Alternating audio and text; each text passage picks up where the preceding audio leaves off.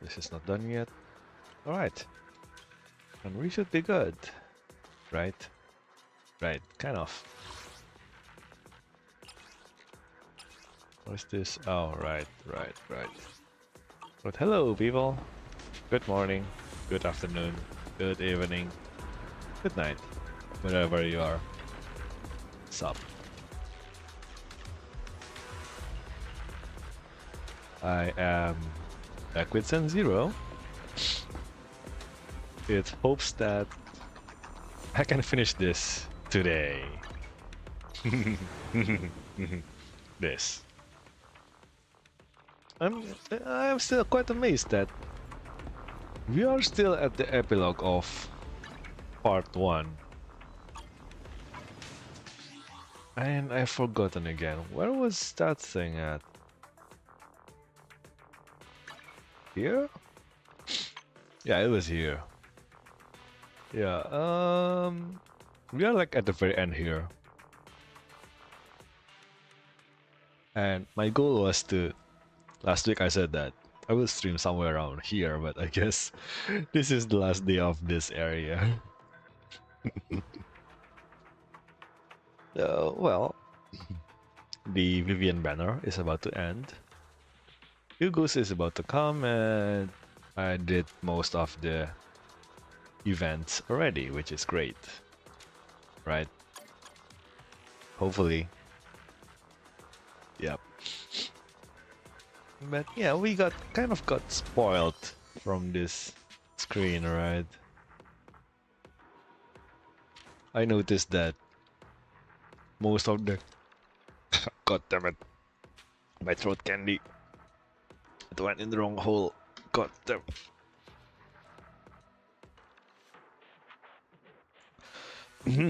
Anyway. I noticed the older chapters are all like 4 parts between each quote-unquote patch, right?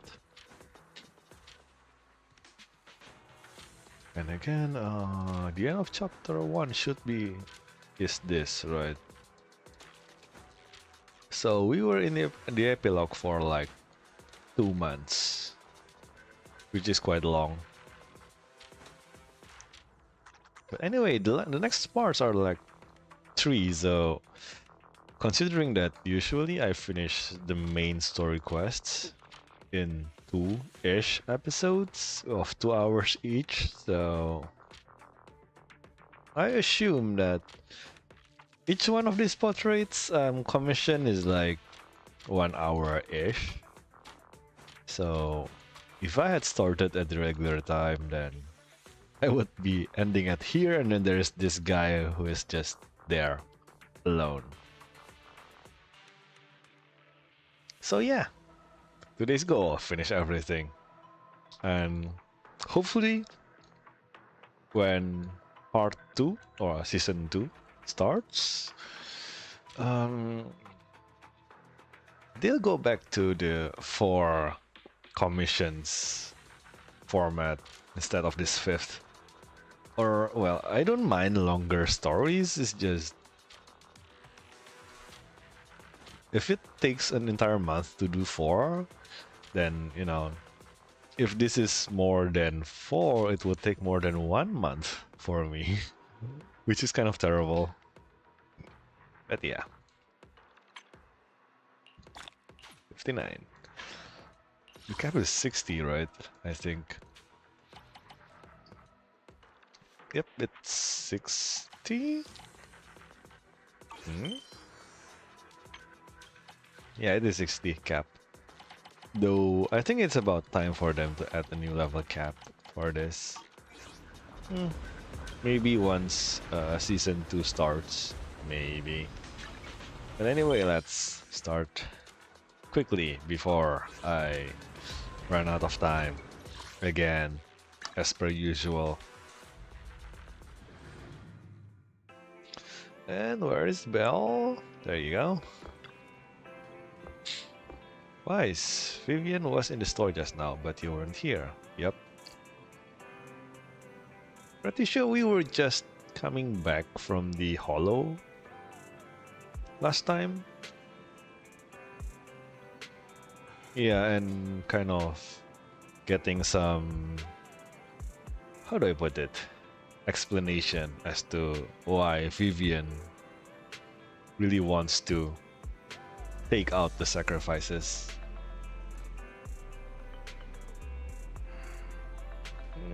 So considering that a lot of shit happened yesterday, last night, Vivian is already back at the store in the morning, and we are still dead on the bed. Damn, Vivian is tough. Right, it was but the sacrifice core. The first time the sacrifice core appeared was at that auction. So she decided to try and find the security footage from the other day.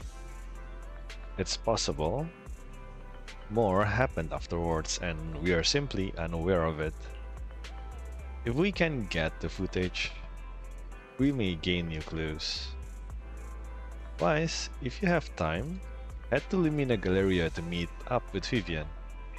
Of course I have the time, let's go.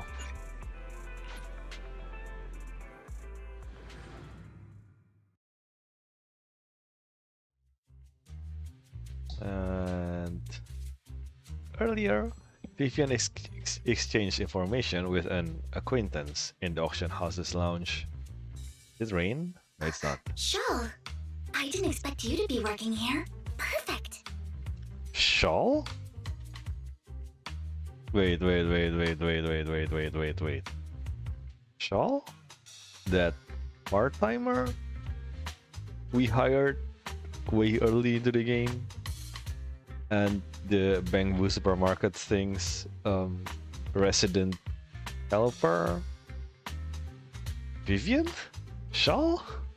Really? I was just covering someone's shift. Yeah. The screening here is super strict, and I was afraid the supervisor would realize I was new and subbing for someone, so I hid in the control room during the supervisor's inspection. So I happened to bump into this guy, a blonde man wearing a hat, and I think he was checking some footage. Then he logged that footage into the tape he brought. Later, I found that part of the footage had been wiped. Blonde, wearing a hat. Could it be Hugo? Do you know him? I think it's him. If it were Hugo... I think I know where he would hide the tape. Thank you, Shaw. You were a big help. How do you two get acquainted, by the way? Great! You also helped me a lot when I started working. I used to make mistakes all the time. What? If it weren't for you cleaning up my messes, I would have been fired ages ago. So I'm happy I could help you too. This is super random. All right, go ahead and do what you need to do. We'll catch up another time. I can't believe Shaw is in the main story. Like, I thought she's like the, you know, the extra character. Oh man. Oh, Lord Phaeton, you're here. Someone I used to work part-time with just so happens to be covering a shift at the auction. Vivian? Working part-time? You don't happen to be wearing this in your part-time work, right? I learned from her that Hugo, probably, once took some footage away from him with him. I think Hugo, allegedly, was planning something, so he hid the security footage. But once I know when Hugo, allegedly, come here, I should be able to guess where he put the videotape. When? Huh? We are Mockingbird after all. It shouldn't be surprising we have subtle ways of communicating information. Should it? What? Once on a mission, we couldn't use communicators. So Hugo tamed a few birds and put trackers on so we could communicate. But after that mission ended, we let them roam free. But I just checked their trackers and one of those birds flew near the auction venue on the day Hugo took the footage. Allegedly. It still flies around here from time to time. The tracker only gives a broad area, but I believe this might be something Hugo left for us to find. If I'm not mistaken, the videotape is hidden wherever the bird is. I can't be sure which bird Hugo used this time, but all the birds he originally trained had at least some black feathers. Some? Lord Phaeton, let's split up and search the area. If you see a bird, you can send me a picture of it. I should be able to recognize it.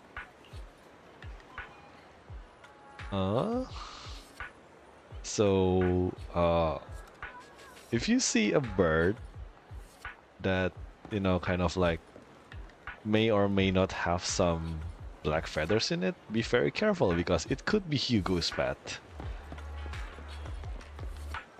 Huh. Well, there's two of them.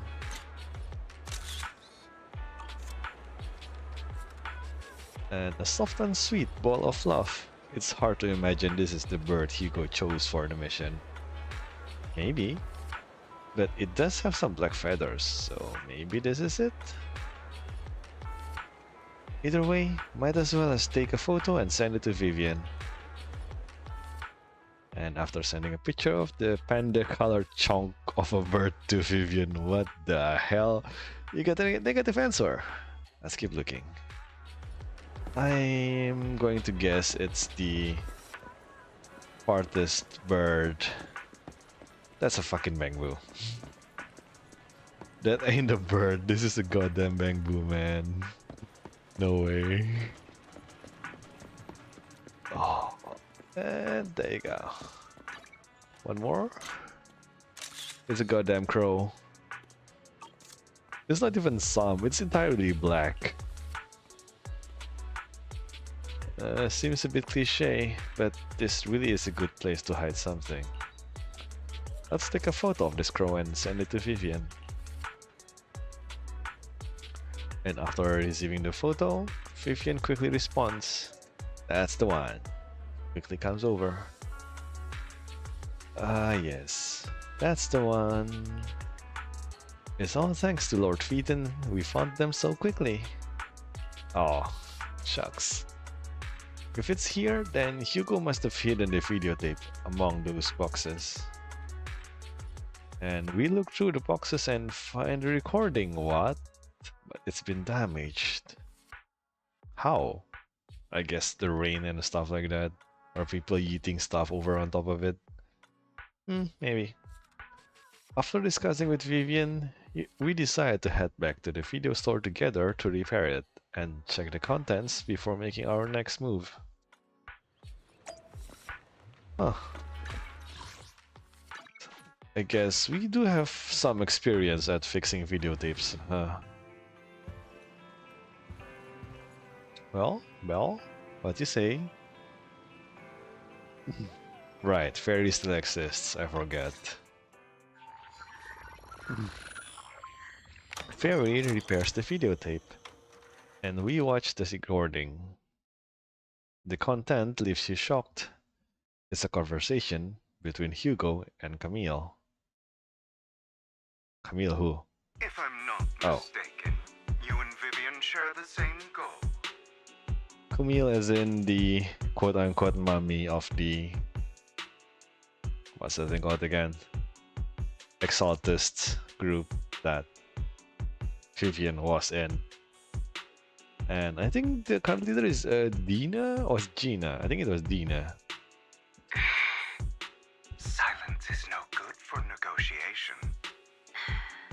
I just don't want Dina to reach a point of no return. Yes, ma'am. Hasn't she already reached that point with what she's doing?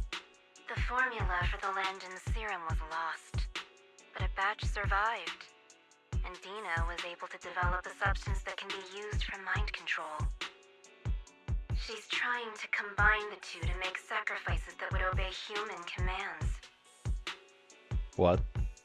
That sounds like really bad news. I've read a lot of stories about people trying to control things that are more wild, monstrous, if I may, and none of them has been going well.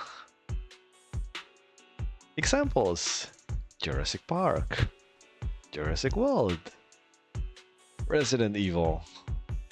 Yeah, this never went well. If the dormant sacrifice and the remaining Landon serum are destroyed, we can put an end to this. Dina's concoction can't create sacrifices on its own. And the sacrifice core? That belongs to the creator, not her. Although I find Landon's methods despicable, I can't deny that the Exaltists and the creator are leading us in the right direction. Oh. So the creator is the main leader of the Exaltists, I guess. I just don't want Dina to spend her life trapped by her father's mistakes. I mean, no offense, but I find your protectiveness rather weird. I will confirm the location of the dormant sacrifice and find the chance to relay the information to you. I do not want any of my people to be going into danger. As for the sacrifice core, I can only guarantee that it will not fall into her hands. As for how things will ultimately play out, The creator will guide me. And then it just ended there. Camille was actually destroying the dormant sacrifice? Lady, we literally met her inside a hollow. And at that point, it was you who concluded that she was destroying it. Probably because moving a sacrifice would be extremely difficult. It may just wake up and attack everything on sight. Vivian, you don't happen to have any weird memory problems, right? I don't know, these white strands, they don't happen to be age, right? Compared to Camille's motives, I'm more concerned about whether Hugo has more plans lined up. Hugo... Wise, Lycon just sent a message saying he's got something urgent that he needs to talk to us about now. Alright, let's patch him in. Master Proxy, I apologize for disturbing you. We have just learned that the Ravenlock family will host a banquet tonight. Oh?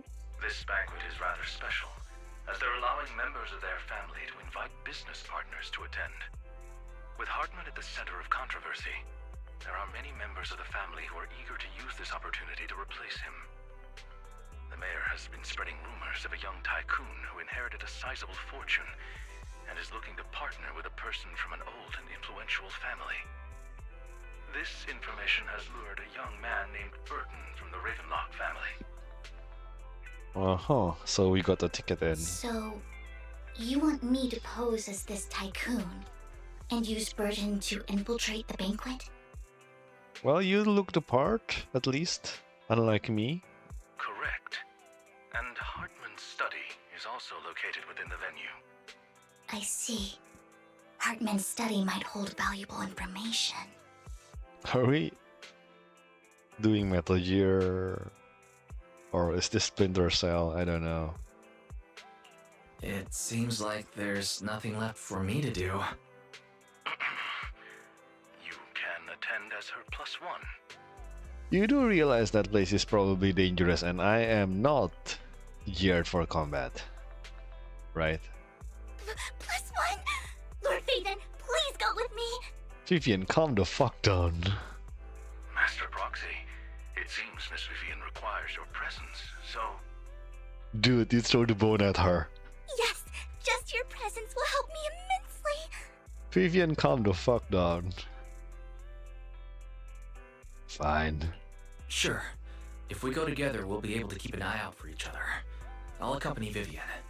Do you have a proper suit though, Wise? I'll send you the time and place for the meeting with Burton. If you encounter any danger, please evacuate immediately or contact me for backup. I hope everything goes well for you tonight. You get in contact with Burton. He said he'll come to 6th Street later to escort us to the banquet. Oh. They're actually coming to pick us up in 6th Street. Interesting. And anything I should look out for? Don't worry, Lord Phaeton. Just leave the socializing to me. I won't let any evildoers get close to you. But since there's still some time before we have to go, should we watch an instructional videotape on formal dinner etiquette together? I learned everything from videotapes when I first went undercover at a banquet for a mission too. Though such a method isn't sufficient to master it, it's enough to deal with this one excursion. Alright then, last minute studying it is. Yep, I'll go over the key details for you as we watch the tape. And then Wise does some last minute studying on the etiquette expected at a formal banquet for your mission that night. And before we know it, it's the evening already. Lord Phaeton, Burton sent his location. Are you ready to join me for the banquet? YOLO! Then I'll meet up with Burton first and make sure he's not tampered with the car. Make sure he's not tampered with the car. Oh, okay, I get it. I was still processing it. I'm make sure he's not tampered the car or with the car. Is the with here really necessary? I don't know. Lord Phaeton, please wait 5 minutes before joining me. It'll be safer this way. Yes, ma'am. And Vivian heads off first. After 5 minutes, she sends a message saying all is good. Let's go meet up. I don't know, man. You're coming to a lead banquet with this shirt. This shirt is literally. This is probably jeans, right? It seems to be a slim fit. And 2 layers, or at least a double layered shirt. And does this count as a coach jacket? I don't think so. There's a whole bunch of belts there though, but yeah. Yeah, belts and zippers. But yeah, really? People, if you're going to a big dinner party or stuff like that, don't come looking like a hobo like this. Just don't. At least wear something decent, you know? At least get a proper shirt. Not a t-shirt like this guy, you know. A proper shirt. This is the shirt, right? If you see people in a dinner wearing this, they would probably think that, oh yeah, this guy is just a simple guy. If you add a necktie, you would look like an office worker, and if you add an extra suit on top, you would look really formal. But at the minimum, use a proper shirt like this, you know? And ladies, a blouse. Or is this also blues? No, I don't think so. But yeah, let's go. Vivian, what's up? Miss Banshee, this is... Is something the matter? What I mean is, this person doesn't look like your bodyguard. Raven Locks can protect me now. If that's true, why would I bring a bodyguard? This is my companion for the evening. He heard the Ravenlocks are hosting a banquet with elites from all walks of life in attendance, so he wanted to come and make new friends. You aren't so stingy as to not even allow your guests a +1, are you? Of course not. Since you're an important companion of Miss Vivian's, you are also my honored guest. Let's be off then. My chauffeur shall take you to the port, and from there we will take a speedboat to the manor. Oh, it's on an island? Again, I'm quite surprised with how large the livable space in New Eridu is. Considering people keep saying that New Eridu is the last city with humanity in it, there's also the Outer Ring. There's also a whole bunch of other islands outside, and then there is this now. Damn, New Eridu is big. And about an hour later, we arrive at the Ravenlock Manor. With Burton's guidance, you go through numerous security checks before finally arriving at the banquet hall. Miss Banshee, I believe I've shown you my sincerity. Now how about you? Sincerity? My presence here is a show of sincerity. If we're to work together, Miss Banshee, you should drop your pretentious act. I am well aware of the ways of the Ravenlock family.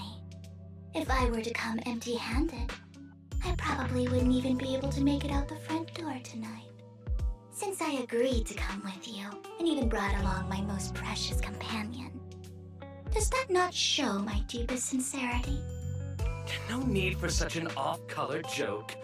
Our door is always open for those coming or going. We both know what's what, so let's cut the small talk. I know far more about how the Ravenlock family made their fortune than most here.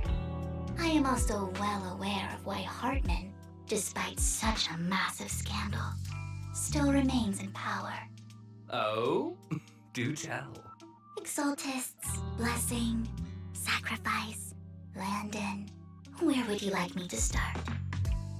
How did you know that? No, who are you? Don't be so tense. Damn. If I'm not mistaken, it's about time the banquet began. My companion and I are practically famished. Is this how you treat your guests? By letting them starve? Vivian. Perhaps when we've had our fill, we'll remember where the sacrifice is hidden. You know where the sacrifice is? So, can we go get something to eat now? And I'm also looking forward to receiving a special dessert from you. Dessert? We can discuss what you wish to know while we enjoy dessert. Of course. I wouldn't let such an important guest discuss matters on an empty stomach. As for dessert, I will prepare it myself, and I guarantee it will satisfy you. I'll come find you later. I wish you a pleasant evening. Man, considering Vivian isn't really holding anything of actual value, except for that information, which is valuable, she got on top of the guy quite easily. And Burton leaves, and Vivian seems to breathe a sigh of relief. These kinds of people are exhausting to deal with. I really don't know how Hugo used to put up with it. Oh. You always managed to surprise me. You sent him off with just a few words. If I were him, I'd think you were a powerful noble lady. It's just some techniques Hugo taught me. Like that dessert I mentioned. It means I want them to offer more if they want to come to an accord. Fortunately, that old fox Hartman is terrified of losing power. He's definitely keeping the destruction of the sacrifice and the fact that the sacrifice core is fake hidden from the other family members. Otherwise, Burden wouldn't have been so willing to raise his offer. Lord Phaethon, let's find Hartman's study when the banquet is at its busiest. Alright then. Alright, I've already taken note of the surrounding terrain. Once more people arrive, we'll enter the garden through the door in the corner of the banquet hall. Wherever you go, I will follow, Lord Phaethon. Well, that is quite a shift. Vivian. In accordance with the plan, you head deep into the manor after sneaking out of the banquet hall with Vivian. It doesn't take you long to reach Hartman's study, and with a gentle push, the door actually opened. What? Okay, let's ignore how the door is unlocked and how easy it is to find Hartman's study. I mean, considering he's the head of the family and there's a lot of dirt there.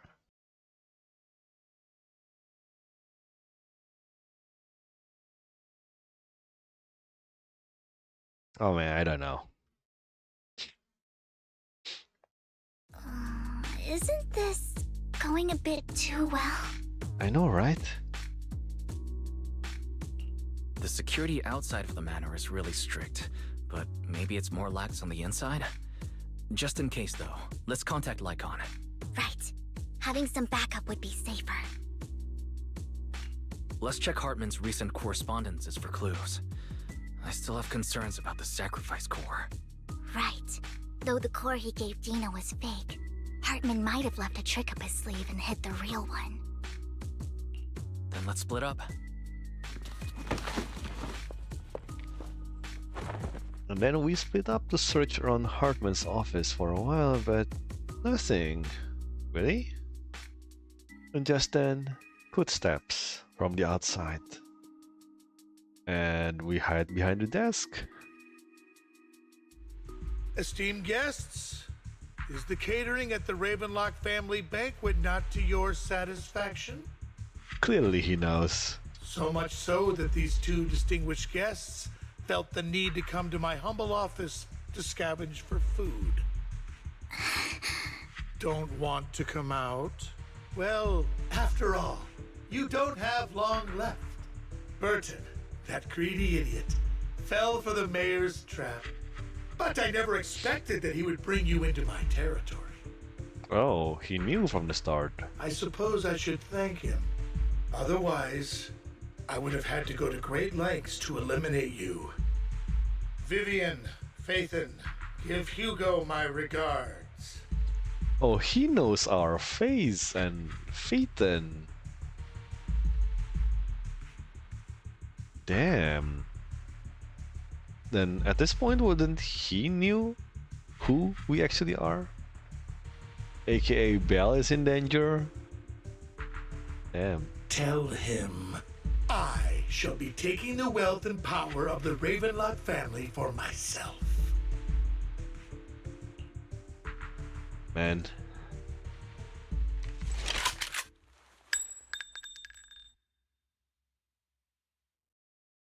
The bullet. How? Oh, there's Hugo. I knew it. He's still alive. Dear uncle, why must we be so distant with one another? You can just tell me what you want to say directly. Hugo! Impossible! You're... Uncle, you must know a Ravenlock will never stop until they get what they want.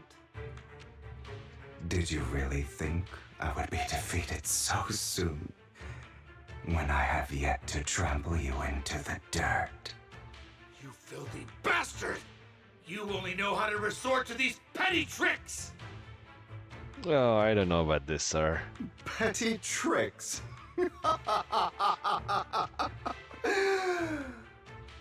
That, sir, is an evil law if I know about it. Perhaps you'd like to know what I managed to accomplish using this faked death of mine. Mine. dear uncle.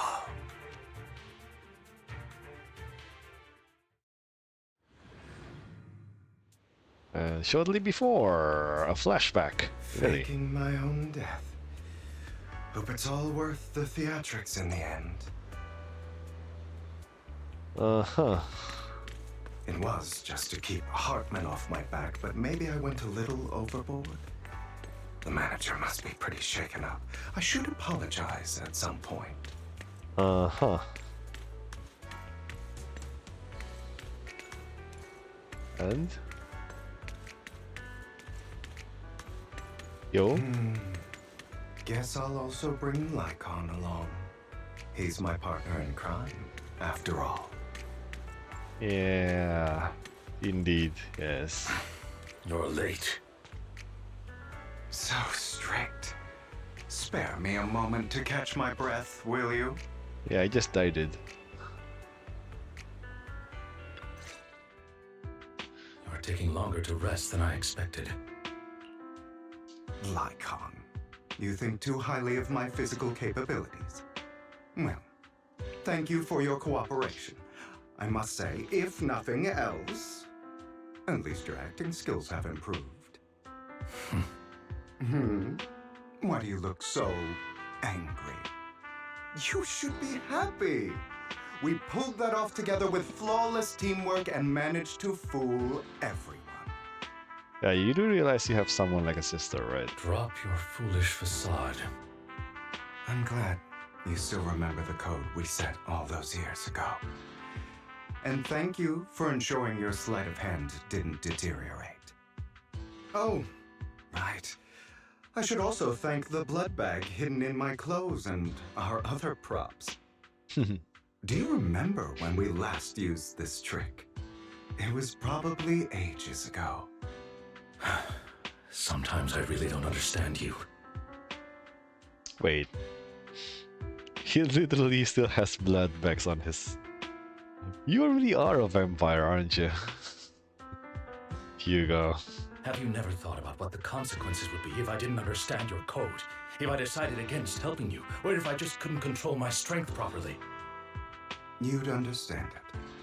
Of course, if things really did go awry, I had alternative plans. Such as dying? You wouldn't be so arrogant as to think I'd bet everything on you, would you? You're insane. No, I'm flattered. A compliment indeed. So what exactly is the purpose behind all this? Surely after going to such great lengths to erase your own existence, you don't just plan to hide here and reminisce about the past with me. Don't try to brush this off. I've already helped you enact your plan. Tell me the truth. Don't get your tail in a twist. I have more plans that require your assistance, so naturally I would not hide anything from you. Simply put, as things stand, whether as Hugo Vlad or as Mockingbird, I am doomed to die. Uh-huh. Well, you already died once, so what's another one? Seems you've made quite a few enemies. As a member of the Ravenlock family, I negotiated with Edmund and managed to obtain resources from Tops for my future plans. I also confirmed what attitude they held toward your master, the Mayflower family. Meanwhile, I used my identity in Mockingbird to strike a deal with Hartman and gather information on their collaboration with the remnants of the Exaltists. That's where I got my intel on what Bringer left. Oh, by the way, the crime declaration letter that your dear mayor received, that was also sent by yours truly. Uh-huh. He's probably figured that out by now, right? Though I'm not sure if he told you. The mayor learned about the sacrifice attacks through his own means, but lacked an opportunity to take action. That warning letter was precisely what he needed. You aren't hopeless yet. How delightful. In short, I'm more well-informed than your lot because I get around, dealing with all these different important figures. But of course, it comes at a cost. It's only fair. After all, you can't hide the smoke from a wildfire. Rather than trying to carefully tame it and risk setting yourself alight, it's better to let it burn free. I don't know about that, sir. You could have, you know... how do I put it?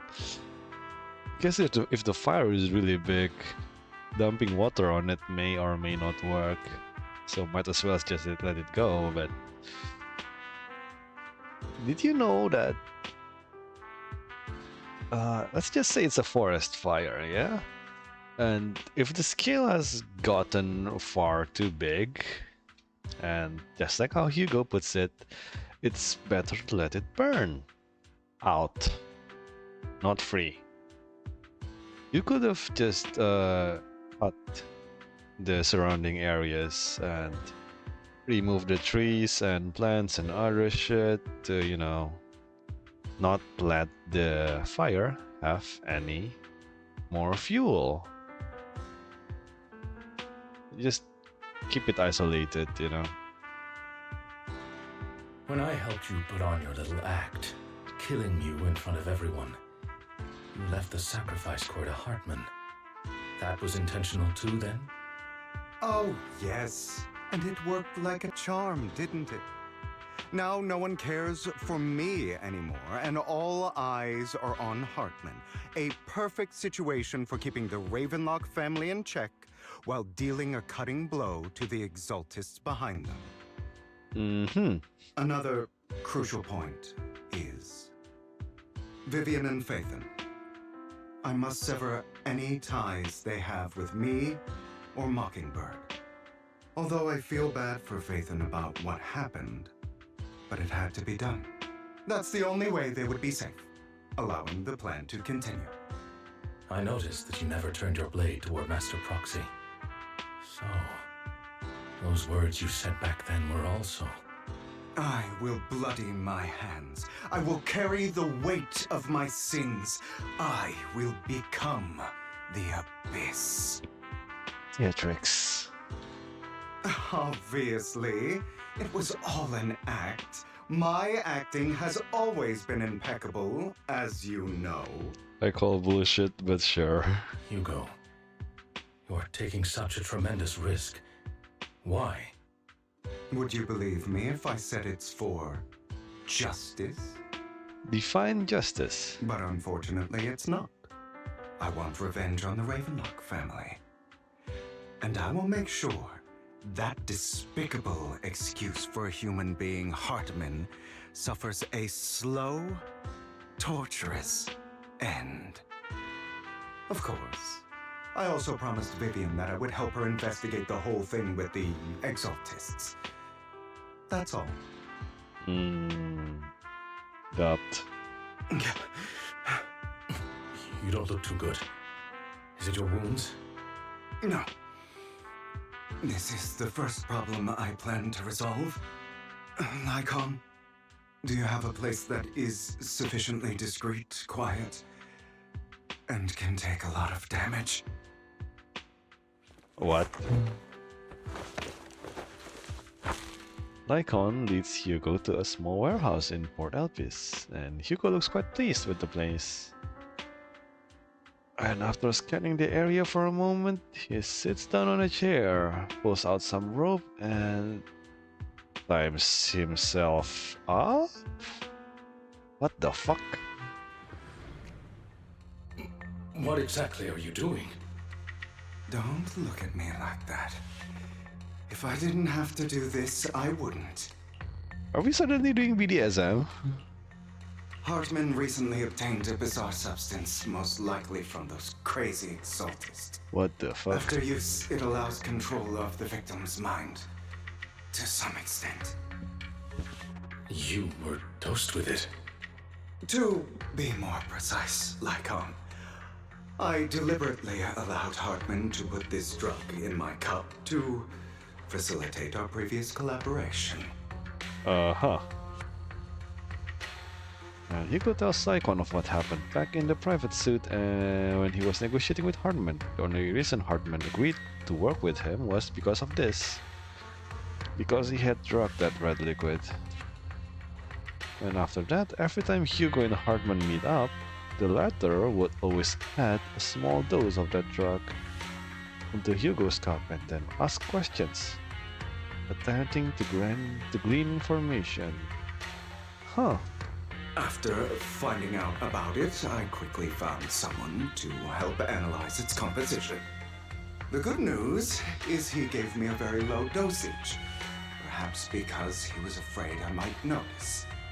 There's a different medication that can delay its onset, preventing me from actually being under his control. I simply need to put on a show in front of my dear uncle. Uh-huh.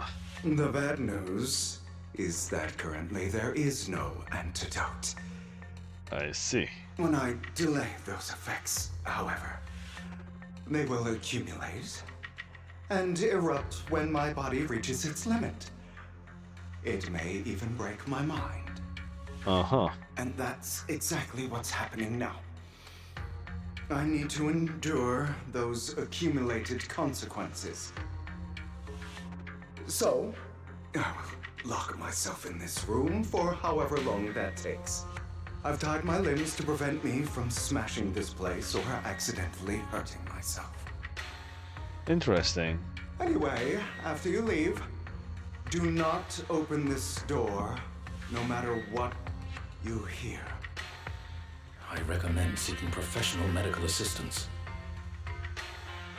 Wait, I just noticed. Why is Lycon really wet? Why is Lycon wet? And he's totally dry. Huh? These are all sweat, right? And it's all dripping from his hair, so it's not actually just sweat. This is actually water. Why? This is advice I received from a doctor. Or are you saying you don't believe I can make it? Uh-huh. So, I can't. Come find me here at the scheduled time. All you need to do is smile and await my victory. What if I want to stop you? You know you won't succeed. You never have. And you never will. Well, time is short. Let's begin. Oh, that shaky voice. I understand. Don't die, you stupid bastard. Bromance. And after who knows how long, and enduring seemingly endless pain, Hugo finally awakens. The ropes that bound him had come undone, though he didn't know when that happened. Hugo checked himself over. Thankfully, he hadn't injured himself that badly while he was going crazy. And after some time, Hugo straightens out of his attire and tidies himself up, then opens the warehouse door to... Is this because the side effects haven't worn off yet? Yeah, you're trippy, man. Lycon's late. I'm surprised. Or is something wrong with time itself? Looks like someone's over there. Might as well go ask. Clearly someone is high. Yeah, someone is really high. It's all your fault. Why were you born with those eyes? If it weren't for you, I wouldn't be in this mess. I had made it, endured for so long. All those years of planning. I was so close. He already agreed. You. Go and beg him to reconsider for me, okay? Tell him you'll do anything. Tell him to take me back. No, he won't want to see you now. You can't go and see him. Mother. It's all your fault. I guess this is genetics, the pointy ears. I wish I had never given birth to you! Yo, auntie, calm the fuck down. The woman's face is distorted with hatred, as if the person before her is not her child, but an enemy who destroyed her future. She blames all her misfortune on this quote-unquote not so innocent child. Everything will get better if you just die, right? I guess this is super way back in the past, huh? If you die, he'll come back. We'll have another, more perfect child. One who will inherit the Ravenlock family bloodline. Then I'll be able to escape this pain. So, Hugo, for the sake of Mommy's happiness, just die, okay? No, you. And she raises her hand to reveal a pair of scissors, the tip gleaming with chilling light. She thrusts the sharp point towards Hugo's paler eye and then she suddenly vanishes, as if she had never existed at all. So, I wasn't awake yet after all. I'm still thinking, which one is the paler eye? This one? I guess. That's because you don't want to wake up again. Who are you? I am you. Hidden deep within your heart. Your most true self. I wasn't expecting an actual persona scene coming out. I really wasn't. You want to kill her, don't you? Your so-called mother. Every time she beat you without reason, when she tried to gouge out your eyes, when she sold you into that hell, laughing all the while. You wanted to be the one to end her life. Why not admit your hatred? As you are, you can hunt her down and make her pay for the living hell of a childhood she made you suffer. Yes, I hate her. I hate her because she was foolish and shallow, greedy and stupid. I hate her because she doesn't deserve to be a mother. She did everything she could to try and get into the Ravenlock family, believing she could live a life of luxury without having to do anything and never realizing she was a pawn, discarded from the very beginning. So she chose to blame me. Blame me for my heterochromia. Blame me for my very existence.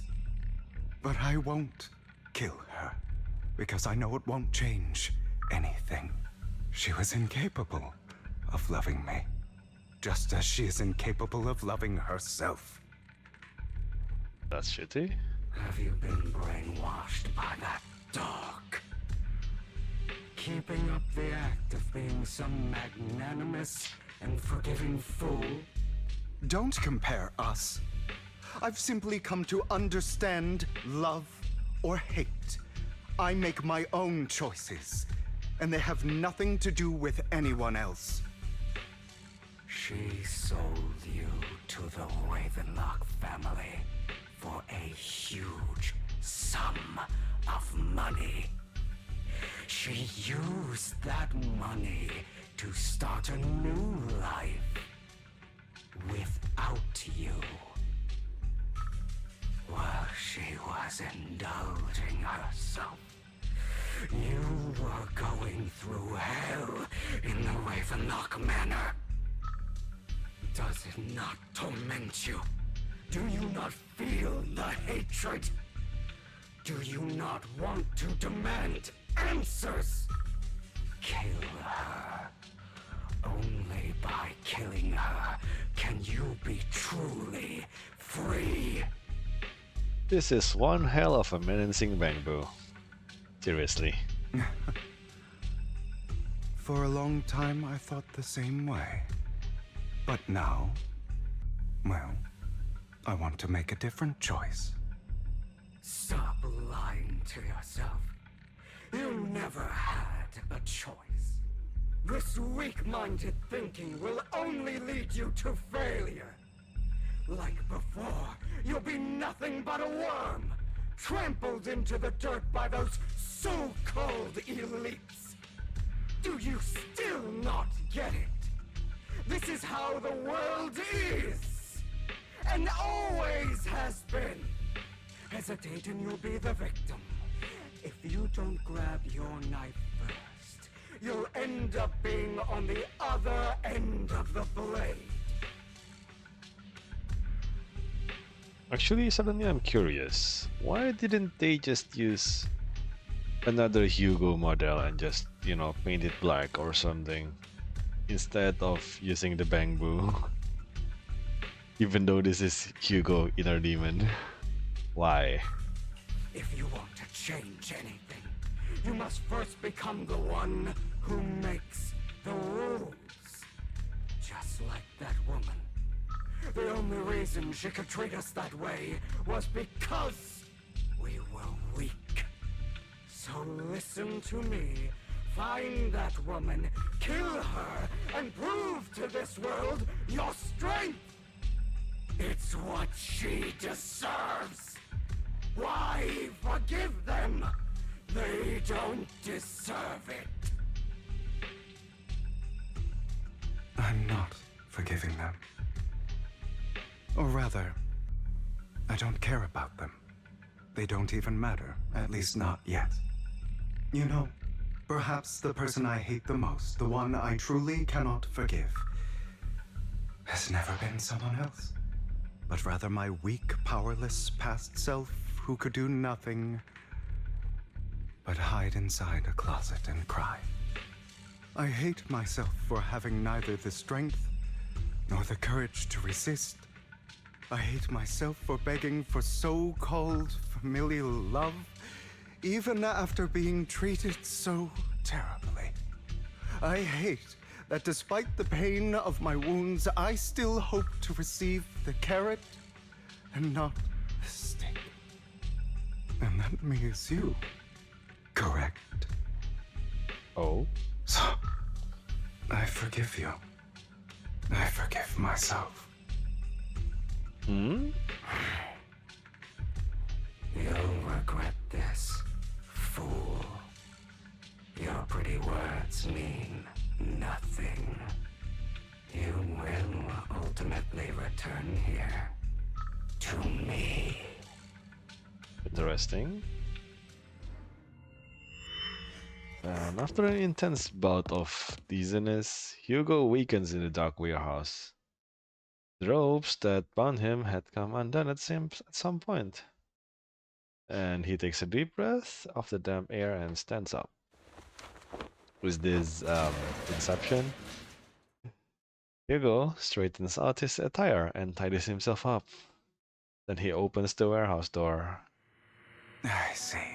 This is still an illusion. It really is fucking Inception. I wonder who's going to show up this time.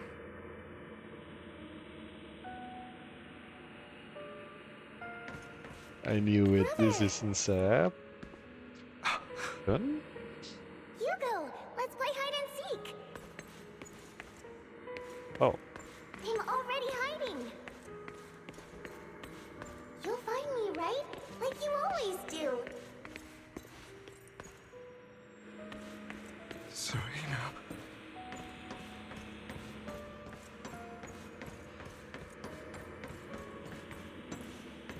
Okay, she's not up here. Never mind, she's over there. I was wondering why there weren't any quest trackers on the map. It just didn't spawn just yet. And yeah, Serena, that one single sister that actually... Wait, what? I was sure I saw that chair and bear. Yeah, it was this thing, right? Huh. Yeah, anyway, Serena, that one single sister among the others at the Ravenlock Manor that actually doesn't fuck with him. Figuratively. You're looking in the wrong place.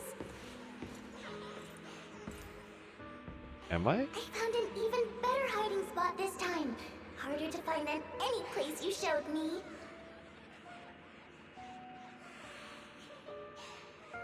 Uh-huh. Hey, Hugo. Do you ever wonder why I had to die? It was because of me. That's right. It was because of you. It's all your fault. If only you didn't exist, I wouldn't have had to suffer.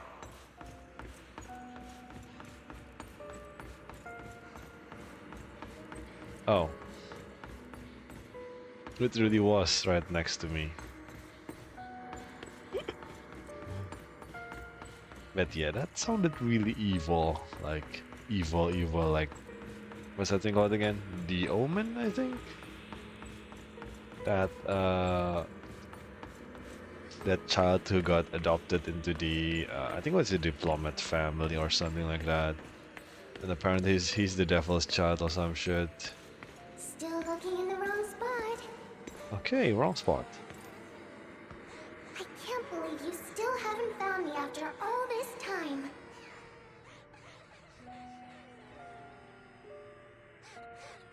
Have you forgotten about me?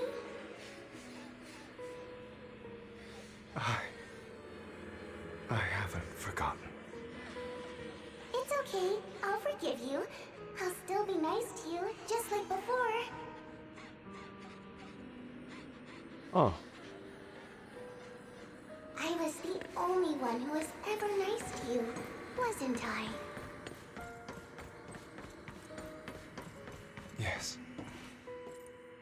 Then tell me, why do good people always suffer?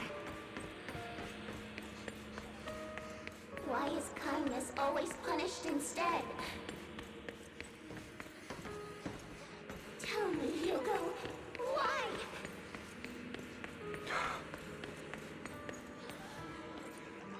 Hugo, are you lost? Go back the way you came. I left you a surprise there. Oh. Actually, while we're here, Serena, I kind of I mean, the way that Hugo talked, it was as if Serena is older than him, and like maybe if Hugo is just like a kid, like I don't know, like maybe 8 or 9 years old, and maybe Serena is in her teenage years, which is why he kind of really cared for her. But she sounded really young, like really young there. They're probably same age, huh? Huh. Yo, what's up, Bangbo? What a cruel bastard. As expected of a disgusting bastard. Lady Serena was so nice to him, and yet he... How does he still have the nerve to stay in this house? They shouldn't have let him in from the start. Filthy, lowly blood. Curses and insults encircle Hugo, piercing his skin like frozen knives. The mockery and rage form a wave that crashes through him, threatening to drown him. Then, as the cacophony reaches its peak, it goes silent. Just like this scene suddenly being very silent.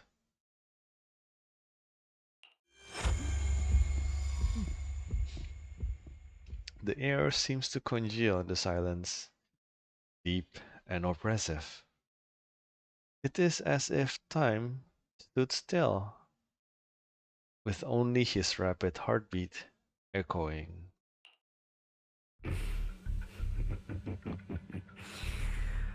I told you that you would eventually return.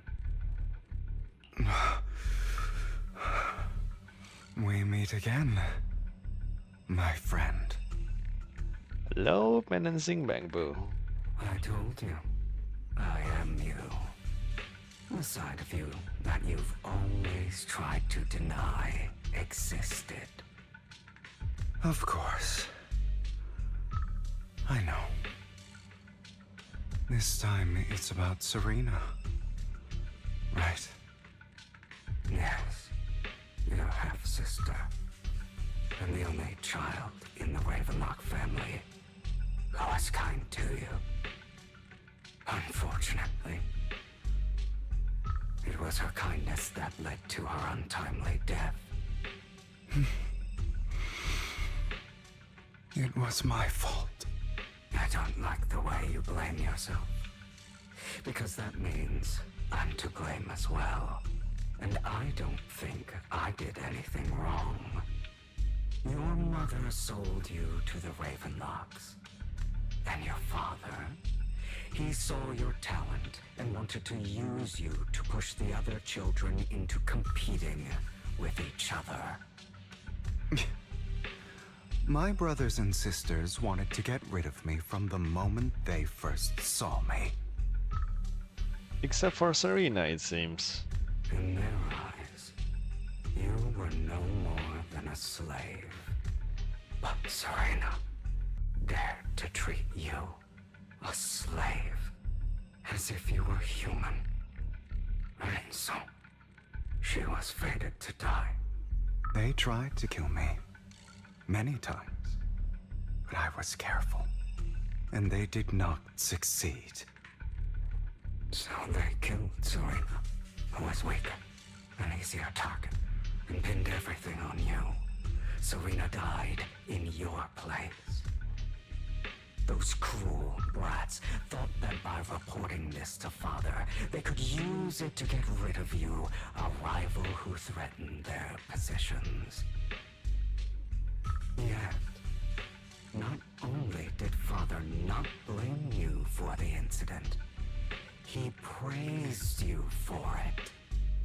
In this world, only the ruthless, cruel, and merciless can stand at the top. To be fair, at that point, chances are the father knew that what was actually going on, right? So he used Hugo's condition at that point to claim as if, oh yeah, Hugo killed the weakest of them all, so yeah, you gotta be like Hugo, be ruthless, cruel, and merciless, even though it was everyone else who was doing the deed. And that's exactly what you managed to live up to, no?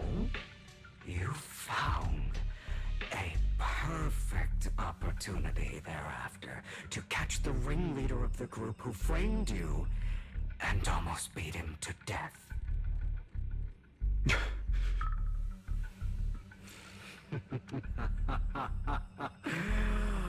Oh, you should have seen the expression on your face back then.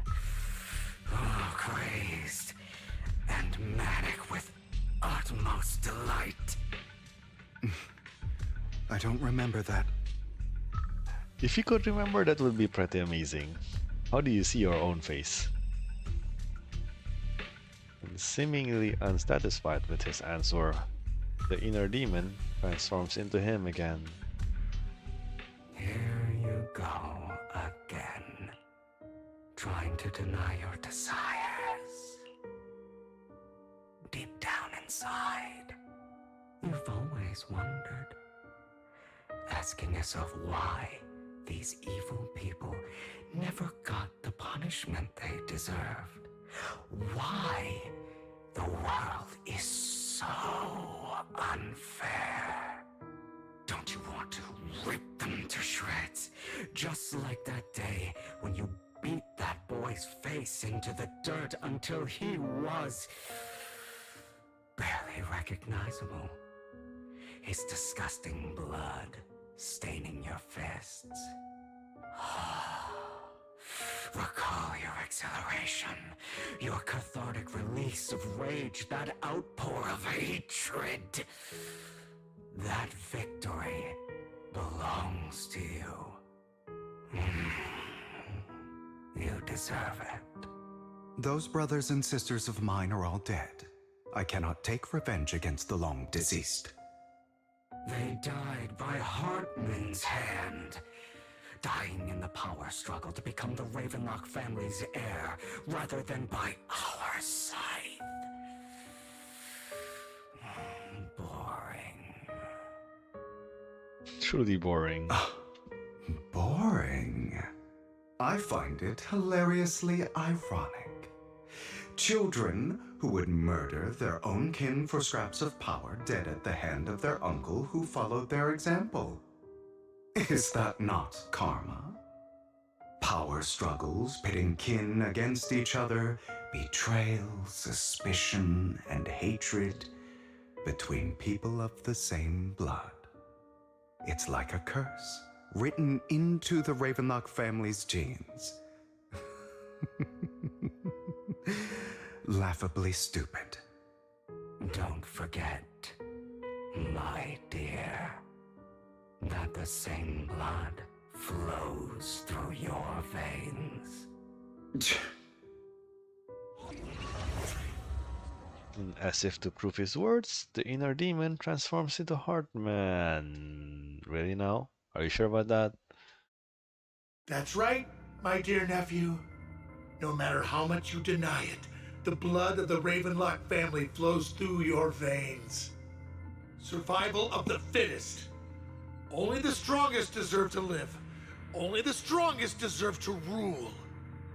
This is the path of success that has led the Ravenlock family to victory countless times. A blessing and a curse etched into your flesh and blood. As long as you live, you'll never escape the mark of family. You are destined to one day become someone like me, like your father.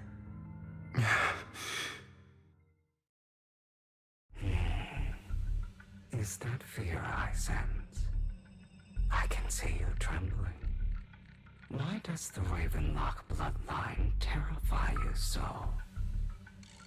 I won't become like my father. Never. You won't become a failure like him. So relax. Our power eclipses him, and so does our ambition. So, do not deny your own desires. Do not resist your own ambition. This is the talent you were born with. The best gift fate has ever given you. Admit it. Deep within your heart lies a spark, yearning to ignite a raging inferno that will burn everything down. And I am that spark.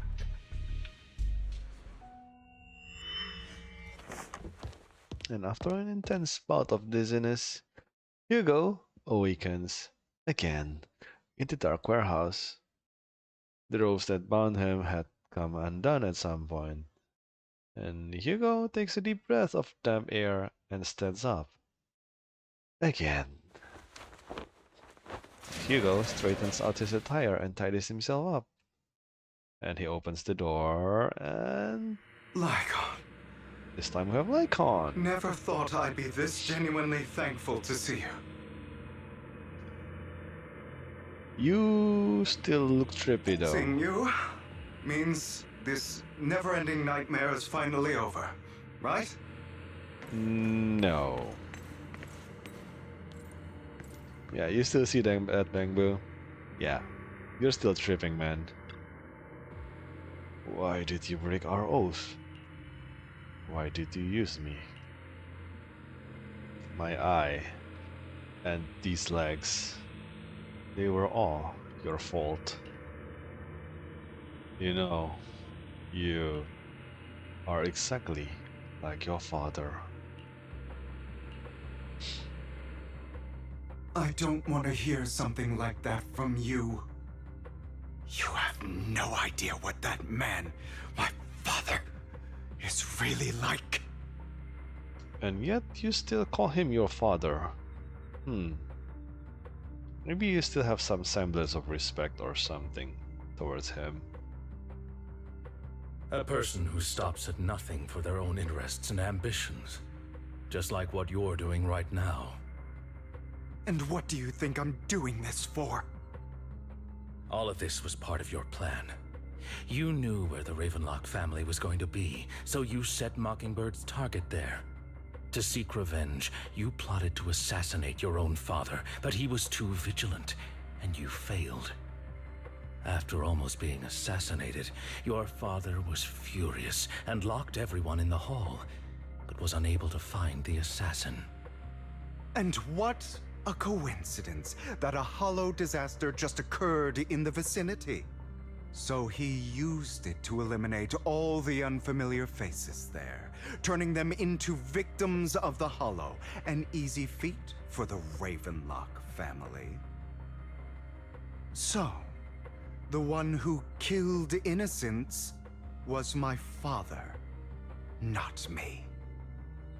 You knew what choice an extremist like him would make, and you used the chaos to once again attempt an assassination. This time you succeeded. You killed your own father at the cost of innocent lives. Admit it, Hugo. You don't care about anyone else. The only thing you care about is your revenge. How is that any different from your father? Enough. I'm tired. I may hate him for betraying me, but he wouldn't say something like that. What? You aren't Lycon. You're the other me, hidden deep within my heart. Hugo takes a deep breath and slowly opens his eyes.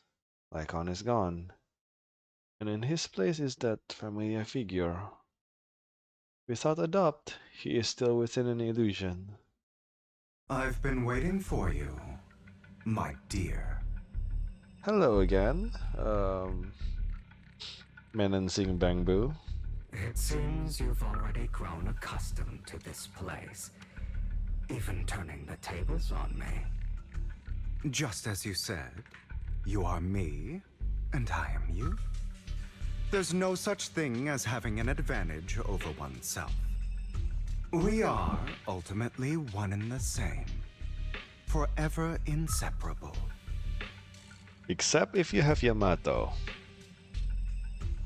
Which reminds me, Devil May Cry is having a collab with, what's that thing called again? Punishing Grey Raven. Yeah, maybe one day we will have Dante and Virgil here. Maybe, probably not.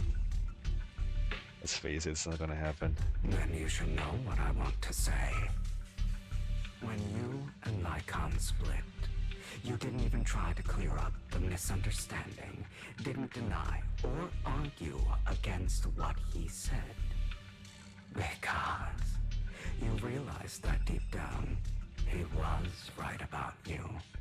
You just hadn't acted on it yet. Some people live only to bring more suffering into this world. Sometimes, murder is what brings justice back into this world. For that, I must stain these hands in blood. That's right. Just like what you said before you faked your death. Were those words really just an act? To slay the dragon, you must first become one with sharp claws, rending fangs, and strength enough to destroy anything. You know the truth better than anyone. If you hadn't hesitated and instead seized the first opportunity to kill your father, none of what followed would have happened. Innocent civilians wouldn't have died. Your partner wouldn't have lost an eye and both legs trying to save people. And Mockingbird would have never gotten to that point. You can save more people. Save good people. Save more lives than the evil ones you take. I've spent countless hours in regret over that incident. So why not submit to your true nature? You want to be the judge, jury, and executioner of this world. And you can. I wasn't responsible for Father's death. The true mastermind is my uncle, Hartman. What? His schemes to kill the head of the family were all so he could take control. Mockingbird was simply unlucky enough to get caught up in it. So, for a behemoth like the Ravenlock family, with its roots so deep, a single person's death, regardless of who that person is, wouldn't change anything. Of course, whether it's Tops, the Mayflower family, or even the entire world, it's actually all the same. I refuse to be dragged down by pointless hatred any longer. You foolish, stubborn idiot. Do you understand the power of hatred? Have we not come this far precisely because of it? This is starting to sound like a Sith induction trial. The power of hatred, fuel your strength, or something like that. I don't remember. Episode 3 was like so long ago, man. I don't remember. Or are you going to follow Lycon and Jack's twisted logic? Come on. You don't actually trust anyone? Otherwise, why would you hide this whole scheme of faking your death from them?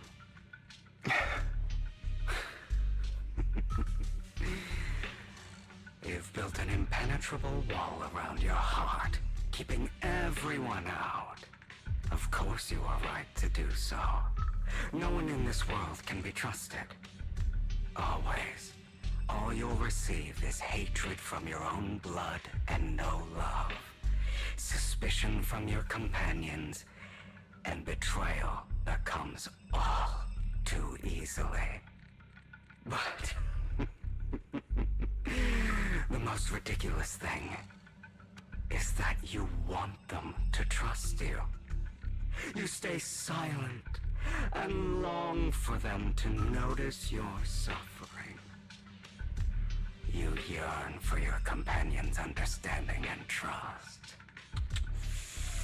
Idiot. That's why you are incapable of exploiting them for your own ends. You care about their safety even more than your own. But remember, only the weak need companions. And we are children born from hatred. We are different from them. I will never be like them. And I don't need to be. Come. Let me show you what powers we can wield. But you are me. And I'll never lose to myself. Okay.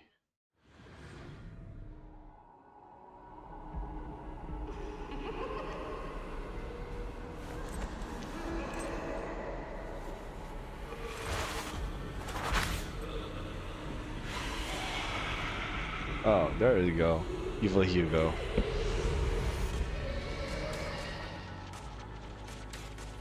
Wait, is this actual combat? When the X special attack or ultimate hits and stun enemy, the total S effect is triggered. This effect increases the skill's multiplier based on the enemy's remaining stun duration at the moment of activation. Okay. After the trigger totalized, the enemy will immediately recover from stun and a certain amount of days will be deflected based on remaining stun duration. Oh,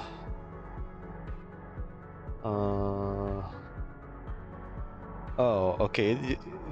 It does more damage when you activate it at the start,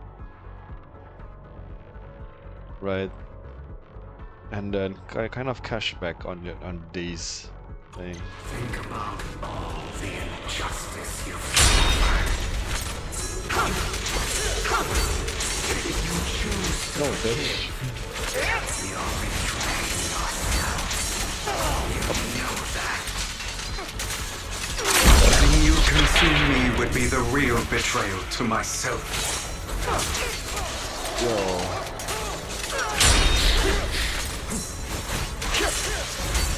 It doesn't miss.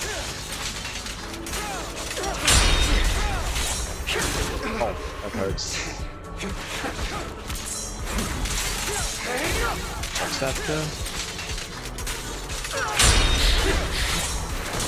Ouch, that hurts. Let's try to combo it. Yeah.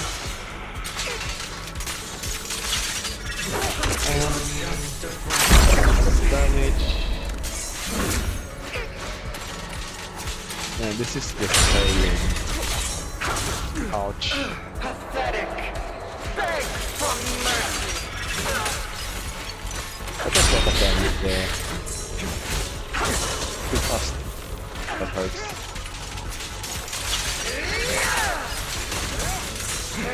Oh, that's that. That though. Oh. That's a lot of damage. What's that do? What's that do? Oh, damn it. My way. This is a good place. Oh. That's not good. That's good. That's good. Prepare to kneel before me. You'll be alright. Or not. Trying to kill me. You think you can just get rid of me? Kind of. Without me, you are nothing. For what it's worth, thank you. Don't be afraid. You and I are inseparable. You're part of me, just as I am part of you. Yo. Fancy words won't change anything. Let me see. There you go. No. It's not just platitudes. I finally understand now. Some pain only fades when it's seen. When it's accepted. Oh. Should I AFK a bit? So I won't fight you anymore. I won't hate myself anymore. Weakness, hatred, malice. Strength, forgiveness, justice.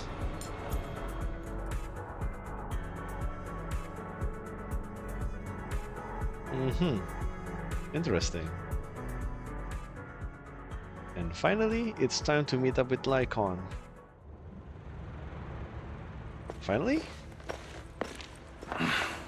Hugo, it's time.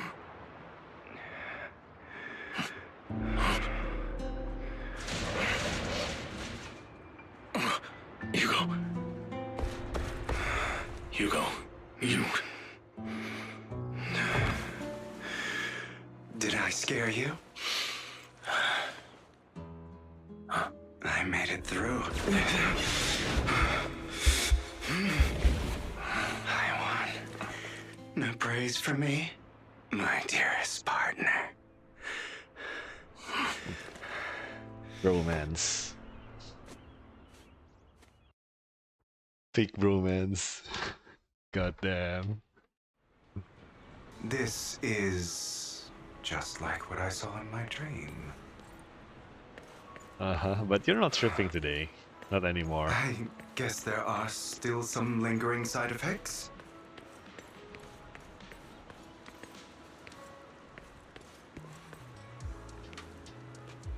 Yo, Burp.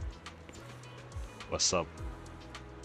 But yeah, that was one hell of a very long flashback, and we are still in the flashback, right? This is one hell of a very long flashback, sir. Ah, my former partner. You're still as punctual as ever. Are you sure you are fully recovered? How about we fight? And I'll show you how recovered I am. I refuse to fight someone who is in need of medical attention.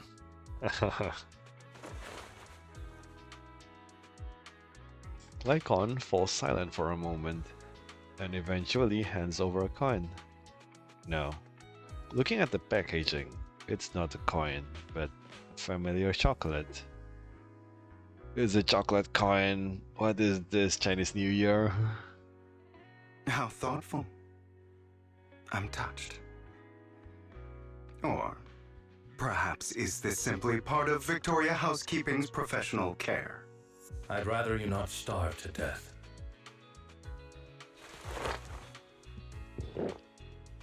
Hugo takes the coin, and after a moment, he eats it. Let it be known that coin chocolates used to be delicious. We're talking about 20-something years ago. It was still good around early 2000s, but now it's just shit. I have no idea why. Not to your liking. I'm fairly certain this is the same kind as before. No. I've just gone too long without food. It feels a bit uncomfortable. Either way, thank you. Now tell me, what exactly happened in the warehouse? Just going a bit crazy from... you know what? Were you expecting anything else? But I did have a very long dream. A dream about many things from the past. Indeed, that was a very long dream. If I had to put it into words, it would be like giving myself psychological therapy. Therapy, indeed. You seem like you could benefit from some too. How about it? Want to book a session with me? Trust me, I'm a pro. Yeah, and your source is complete bullshit. Fuck you, man. Seems you really have recovered. Well, of course. I'm feeling pretty great right now. Like I could argue with you all day on every petty detail of who exactly was in the wrong back then. I wanted to ask, what you said about Mockingbird before, when you faked your death, was that part of the act? Oh, you mean the part about how Mockingbird has never really changed anything or saved anyone. I didn't expect you to still be so hung up on this. Interesting. After all, it was you who chose to betray Mockingbird. To betray me. Shut up and answer the question, motherfucker. Just as I said before, I never considered Mockingbird a failure. Perhaps Mockingbird deviated from its origins, but it has its value. You shouldn't reject the things you've done, or Mockingbird. I have contemplated this before. Yes. Mockingbird has helped some people and has genuinely managed to cause trouble for those who abuse their positions of power for evil. Yet those in high positions still possess immense resources, and the people we helped remain destitute and suffering, willing to become slaves to those in power for scraps. But just as you said, even if what we did was childishly idealistic and flawed, as little as we actually achieved, even the slightest change is by no means meaningless. Nothing holds more value to me than Mockingbird. Well, clearly he has a lot of weight lifted from his shoulder. And Hugo stares out at the ocean. A gentle breeze lifts his golden locks. The sunlight glances off both his eyes. Alright, let's catch up later. I still have things to do and need to wrap up my plan. I thought you would rest up first. As much as I would prefer that. My dear uncle and the Exaltus fanatics likely would not give me such an opportunity. If all has gone to plan, the fish will have taken the bait already. And if everything goes very well, I'll soon have solid evidence of the Ravenlock family's crimes. Well then, thank you for your assistance, former partner. Let's part ways here. I'll go with you. Lycon, surely you don't think that because I just recovered, I'm too weak to deal with those useless fools. Hartman's actions will disturb the safety of New Eridu. As I serve the mayor, I should intervene. Very well, whatever. Nitpicking. Let's go. And don't slow me down. That's you. Before that, why don't you have something to tell me? What do you mean? Don't play coy with me. I know you're not spilling your whole plan. So you kick things off by approaching Edmund from the top's big shots. How did you manage to sweet talk him? I am a bit of an illegitimate child, but I still have that Ravenlock family blood running through my veins. Funny enough, this Lord Edmund thinks direct lineage is way more noble than the side branches, which is absolutely laughable. So I played his arrogance to my advantage. And let's be real, I had some juicy intel to swap with those high rollers. But that's Mockingbird's secret, so I can let any outsiders in on it. Was the sacrifice core from the mayor's lab your handiwork too? You could say that. The security there is no joke, so I had to leverage Tops for some extra intel. After all, as you know, they've got plenty of moles planted next to your main mayor. And it was you who threw the sacrifice core up for auction to lure in the Exaltist. You knew that'd be all over it. Yep, I embedded the sacrifice core right into the rope of heroes. They actually match pretty nicely, don't you think? Classic you. I heard that after the auction, they found a stash of counterfeit Denny's. Feel free to take wild guesses, but honestly, I think those Denny's would rather be out in the wild than sitting in those hoity-toity accounts. Then you found Hardman and talked him into a partnership, getting your hands on more intel on the sacrifice and the Exaltist. After that, you shot that crime warning letter to the mayor, giving the city a legit reason to spring into action. Yep, that was spot on. Look at you. Real genius over here. In the end, you faked your own death to pull yourself out of this mess, and you used the whole show to redirect everyone's attention to Hardman and the Ravenlocks, keeping the Exaltus on their toes. Hold on a sec. If that's all there is, why did you let Hartman slip you the drug? I mean, you'd have a way to dodge that kind of thing. Lycon, I've got something I've been keeping under wraps. Actually, I've teamed up with your beloved mayor. What?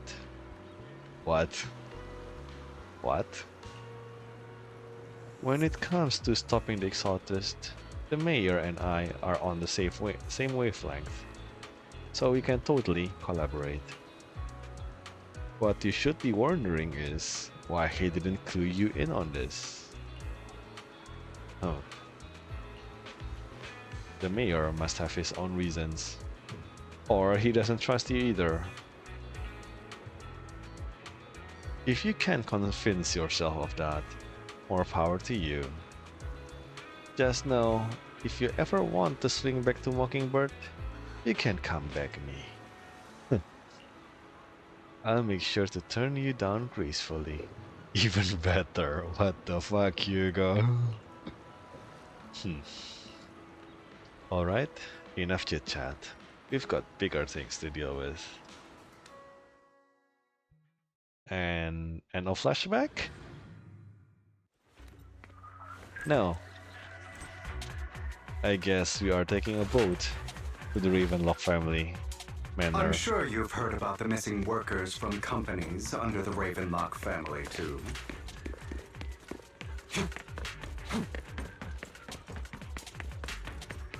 Those are Ravenlock's men. The workers with them are the victims who were tricked into going into the Hollow.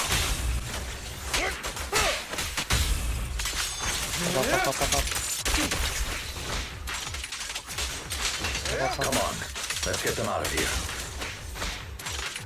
In position. At your service. Let the party begin. Oh, 147,000, that's a lot. And you untied workers? Thank goodness, someone's here to save us. Thank you. You're welcome. So, could you tell us what those Ravenlocks did to you before they ran off?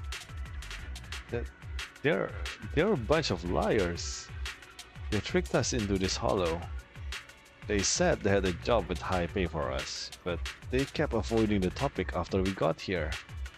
Something didn't seem right, so I wanted to leave. But then they showed their true colors. They tied us all up and told us they were gonna ship us off somewhere. Yo, what the fuck?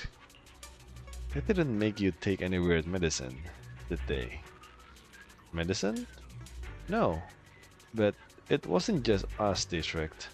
Another group went that way. I see. Here, take this carrot. There's an exit nearby. You should get out of here as soon as possible. I can't thank you enough. Let's go, Hugo. We must save the rest of them. You sure are eager. Truly eager.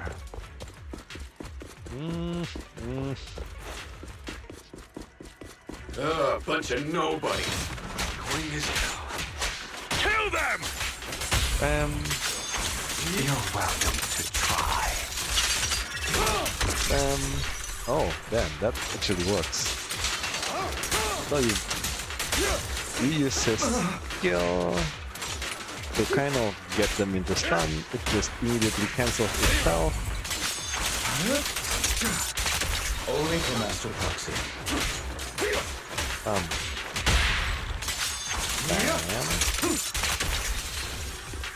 So if I use Hugo's skill to act to stun, it instantly ends the stun and bursts the enemy down. More workers here. Interesting. And quite a lot of them. What? There's only 2 though. Oh wait, I saw something. Yo, what's up? Who are you? Your saviors. Thank you. Thank you. I had a bad feeling about that group from the start. I shouldn't have ignored my gut instinct. Did those Ravenlocks do anything to you? Do anything? Well, we weren't doing as we were told, so they tied us up. Nothing else? Good. Alright, there was another batch of workers ahead of us. They should be by the roof. Don't worry, I'll handle it. You should get out of here as soon as you can. Let's continue. Is Hartman behind this, too? Of course. He threw them into the hollow like offerings for the Exaltists. Sacrifices, I guess. There's more over there. Let's hurry. It's different this time. Don't rush in. Let's listen in on what they're saying first. I still need more direct evidence to ensure the plan is absolutely foolproof. Oh? The compensation you promised. It's all real, right? All we have to do is follow you into the hollow for some simple tasks, and you'll give us a huge sum of dennies. It sounds real suspicious. Really, really sus. Shut your trap. You keep yapping and asking questions. If this is all so suspicious, why were you so eager to sign up for it? Because I don't have a choice. My daughter was previously caught in a hollow disaster and suffered severe corruption. The treatment costs have completely drained our family's savings. So that's why... It's the same for me. A serious illness at a senior age. I need the money. Who would risk taking a job like this unless they were desperate? I'll do it. No matter how suspicious. As long as I can get paid, I'll do anything. Even... Wait, you people from the Ravenlock family, you're part of a big company in Tops. You wouldn't go back on your word, right? Yes. Words are cheap. Don't worry, you'll get every denny you were promised. But before we start, you all need to take this medicine first. The fierce man pulls out a bunch of white pills and gives one to each worker. And another Ravenlock family member seems a bit doubtful and leans in to whisper. Bro, should we really be doing this already? These workers keep talking. We're wasting time like this. And the sooner they take it, the sooner it'll be over. Consider it an early release for them. What? You didn't say anything about having to take pills before? Look, this is good stuff, all right? It'll increase your ether aptitude. There's tons of people who'd kill for something like this. Exactly! You'll be working in the hollow for several hours. This is essential medication. You have to take it before we continue. If you refuse, then you can forget about the job. Of course, you won't receive the compensation either. Lycon, what are you doing? Rescuing those workers, of course. There's clearly something off about those pills. We can't let them take them. Now is not the right time. As I said, we need more evidence to ensure the plan works. And as I said many years ago, you can't exploit innocence to achieve your goal. So that's how you see it. If that's not what you want me to think, then explain everything to me. All right. It's a little complicated, but simply put, these workers will be fine. Of course, it's your choice to trust me or not. But if you try to rush in, I will stop you. I trust you. Meanwhile, the workers also meet their decision. Except for the talkative worker, most of them already swallowed the pills. That's when the arrogant Ravenlock family members finally reveals his true nature, saying, "You think I'd let you run?" While forcibly shoving the pill into the worker's mouth. And after clearly capturing everything, Hugo lets out a sigh of relief. All right. That's the evidence. Oh? Now we can go and beat them into the ground as much as you want. Don't forget, you owe me an explanation. Also, don't overdo it and kill them, even if they're the worst of the Ravenlock family. Oh, the worst is up top. Don't worry about it. All right, Your Holiness, Saint Lycon. Who the hell are you? Yo, Why Lycon don't over you here. take a guess? Allow me. We're the ones here to stop you. There you go. Your Bam. legs? How are they? To be honest, I think I prefer the way you used to fight. Bam. You had a lot more aggression. Man, look at all this stun. I merely learned to control my strength. Let order and magic. When I need to be aggressive, I will be. There you go. Look at that stun. It's going up so fast. That was so easy. Why is my stun speed not that fast while using Lycon? Why? How? What the heck? The two defeat the Ravenlock family members and... Damn it! Who the hell are you? How dare you mess with the Ravenlock family? Ravenlock. Savor the name while you can, for it will soon cease to exist.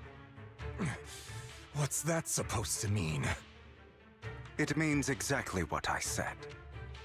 I think this might be good for you. Sever your ties while you can. You still have a chance to walk your own path. The family's honor comes above all else. Is that really what you think? I saw the compassion on your face just now. You're not from the main family, right? That's why you were assigned to these trivial tasks. But in reality, there's no need for you to keep playing this boring game for them. I don't have a choice. From the moment I was born into the Ravenlock family, You always have a choice, if you're willing to act.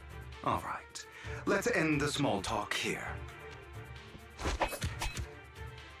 And Hugo delivers a slip shot to the back of the necks of the Ravenlock family members.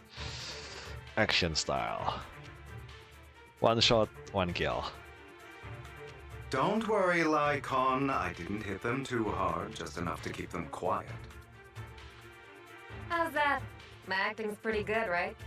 As always, a certain someone should take some lessons from you. I'll leave the rest to you then. Okie dokie. Oh. So all three are members of the Mockingbird, I guess. The workers carry the Ravenlock family members away, and now only Lycon and Hugo remains. Okay, now can you tell me exactly what's going on here? As you can see, that worker just now was actually an informant of mine. The pills were swapped out with vitamin tablets. Outside of this batch, some workers have already taken the actual substance Hartman has. But rest assured, the antidote for it is already in development. I found the best in the field to help, and with the data I collected before, we should have results soon. I wanted to ask. The reason you decided to lock yourself in a room and endure the effects of the drug, besides getting evidence, it was also to collect data on this drug in order to create an antidote, correct? It seems you're not completely beyond hope. I thought you were just being stubborn. Sometimes I wonder if you know me at all. Oh please, the both of you are really stubborn, clearly. Then, I have one last question. Why did you never tell me any of this back then? The truth is, I heard everything. That entire conversation between you and Jack. Oh. That one where Jack told Lycon to, stop Hugo if he goes south. Before he passed away in that small attic. When Jack called you aside and gave you those warnings.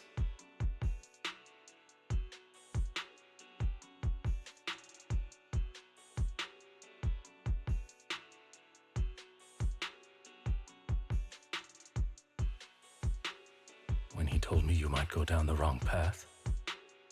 That's right. Damn, I didn't like. I'm pretty sure that on this scene, the first time, it was cut over around here. The frame, you know, the picture. But apparently there is more to the side, which is here you go. Damn. Interesting. You've never said anything. What would I even do? Scream and rage over your suspicions, or get on my knees and beg for you to trust me? You know there's no way I'd allow myself to do such a thing. Besides, back then, even I was confused about myself. Jack, he... It's all in the past. You don't need to explain anything to me.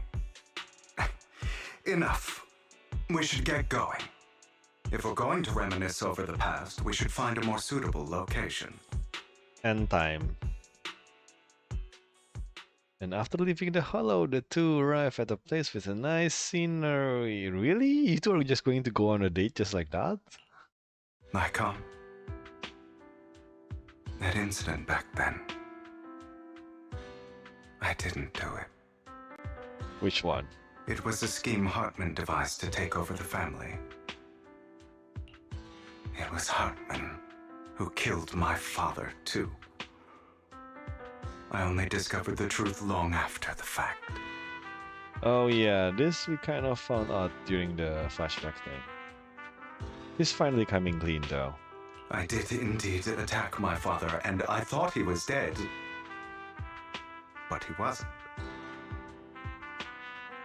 I couldn't kill him. Did you fail or did you not able to? And even before that, if I hadn't hesitated, none of what followed would have happened. Even now, I still think they deserve death. But I no longer care to personally deliver that fate. They're beneath me. And I have more important things to do. You? I know we may never agree on that point, Lycon. I once wanted to fight against those ugly truths that defined me, but I discovered that the more I rejected them, the more painful it became. So, I could only accept that crazed, hateful, and malicious side of myself. As long as I know I will never become like my father, like Hartman, that is enough for me. You've changed, but I think that might be a good thing. Don't patronize me. You've changed a lot too, compared to before. I still disagree with Jack's words, and I won't forgive your betrayal. I will walk the path I believe is right, even if I must tread over thorns and through the mud. But I will also allow you to walk your own path. Lycon. Should I say thank you?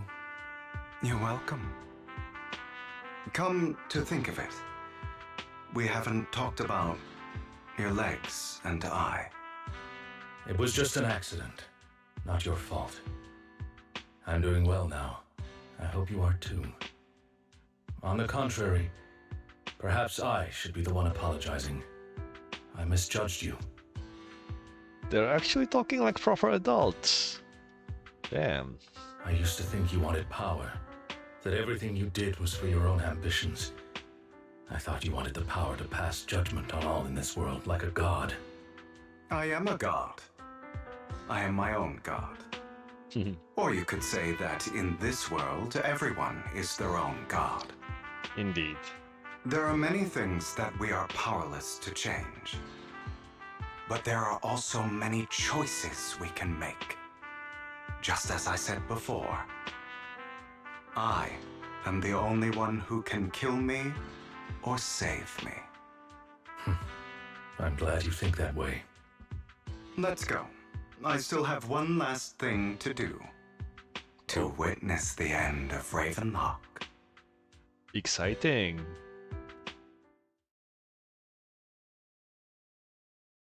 Hugo recounts the process of gathering evidence. Hartman, unable to listen any longer, slams the table in anger. You really think you can take my place if I die? Never, you filthy bastard! Oh, that was easy. Your little tricks mean nothing. As long as the Ravenlock family stands, I can still get back on my feet. You still don't get it, do you? This was never about avenging my father. And I don't care about taking your place. I didn't come this far just to kill you. That'd be pathetic. Right on cue. Why don't you take a look at this, Uncle? On behalf of TOPS, I'd like to clarify that we had no involvement in the Ravenlock family's actions. TOPS is officially terminating all partnerships with the Ravenlock family, effective immediately. We will have no further affiliation with them. Are you crazy? What the hell do you get out of ruining the Ravenlocks? You want to be a petty thief forever? Thief? Oh, Uncle. Allow me to reintroduce myself. I'm the name people whisper about. The one who robs the rich and gives to the poor. I'm the master con artist who can fool anyone, anytime. Vivian's dopey face. Look at his dopey face. I'm the leader of Mockingbird. The one who turns every headline into my own stage. I have friends who'd catch me if I fall, partners who'd shed tears for me, and allies who always have my back. I am Hugo Vlad. You're the one who needs the Ravenlock name. I never did. You ungrateful bastard! You should have never been born. You flatter me. Same goes for you, Uncle. We leave the Ravenlock Manor on Hugo's speedboat. And after reaching Port Elpis, we all wait for Lycon to arrive. You've done well, Vivian. You had better give me an explanation. And here I thought this would be a touching reunion. What's with all the anger? Your little sister thought she just lost you, goddammit. Hugo, I'm a member of Mockingbird too. And I mourned your death. Listen, Vivian. I don't want you or the people you cherish to get caught up in danger because of me. I've always been selfish, so I don't hesitate to use you all as variables in my plans. But it is because I am selfish that I also don't want my failures to affect my treasured companions. In any case, if you were in the same position, would you not make the same decisions? Well, siblings indeed. Lycon's taking care of everything outside. We should go. Also, Wise, thank you. And I'm sorry for the whole act where I threatened you. It was the only way for Hartman to drop his guard against you and leave you be. I, Hugo Vlad, am forever indebted to you. And with Lycon's assistance, we successfully leave the Ravenlock family manor and return to the video store. Master Proxy, although it is late, there is some important intel that I must give you now. Oh? Intel? Did you know about Hugo's plan to fake his death and everything that's been happening, Lycon? Yeah. I was simply playing along. After all, I could not determine whether Hugo's plan would pose a threat to you. You are a student of the mayor's late friend, and I am obligated to protect you. You still have that habit of finding awkward excuses when you're embarrassed. Mr. Hugo Vlad, if you have any important intelligence to share, please do so with haste. I need to return to rest before midnight. I want to sleep.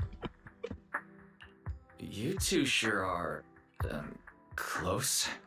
Such bromance. For the sake of a certain old fossil's sleep schedule, I'll keep it brief.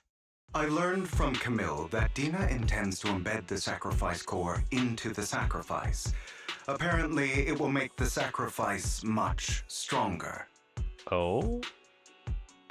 Well, I guess if you can saturate the either saturation, either levels of an item or well a sacrifice, it would be stronger kind of. Because when a human gets the sacrifice core implanted into them, their either reserves, for the lack of a better word, maxes out immediately and it triggers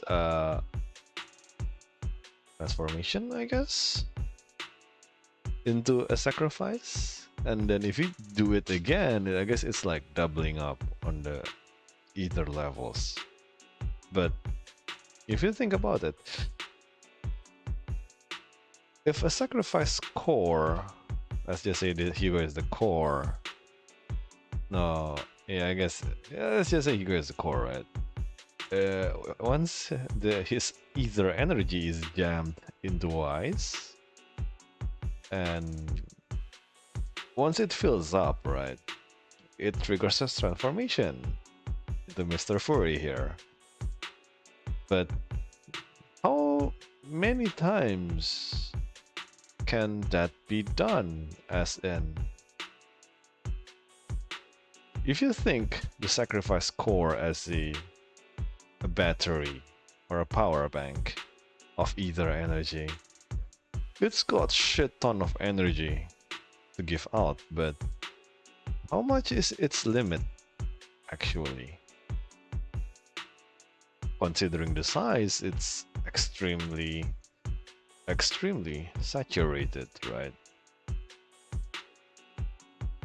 And it's at least the form, it is like a gem, at least in the ones we've seen. It's a green gem, right? And apparently people mine ether crystals all the time, so I'm not sure how much is the compression rate between an ether crystal and a sacrifice core to actually have that much energy.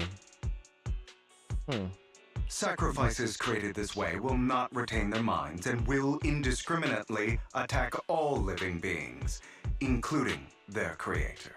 Yo, what the fuck? So the Exaltists don't do this. It would bring them no benefit. Indeed. But Dina's concoction can control people's minds.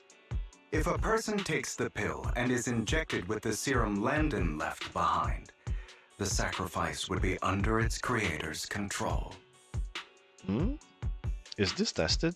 Although the dormant sacrifice has been destroyed, Dina found a batch of that serum her father created and wants to create new sacrifices. I see. Putting aside the sacrifice for now, Hartman's sacrifice core is fake. We don't know where the real one disappeared to. Oh, Hugo knows, right? The real core has always been here. What? Here? In Lord Phaethon's video store? Vivian, do you remember when I suggested you give that collectible to our dear proxy? I remember.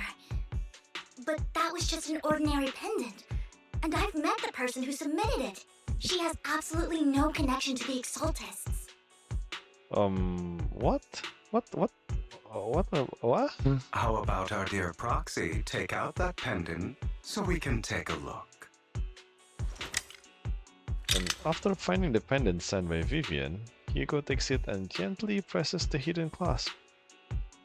The pendant clicks open from the middle, and inside is the sacrifice core. What the fuck? We had literal nuclear hazard in my wardrobe.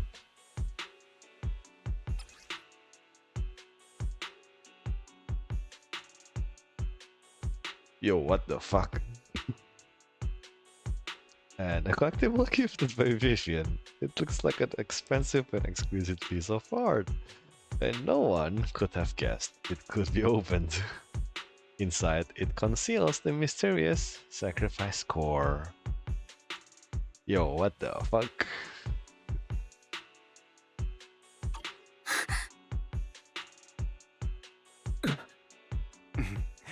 I'll take your surprised expressions as a compliment for my little trick. Yo, what the fuck? I will hand over this core to the mayor as agreed. Since he fulfilled his promise to protect Vivian and the manager while I was pretending to be dead, I won't go back on my promises.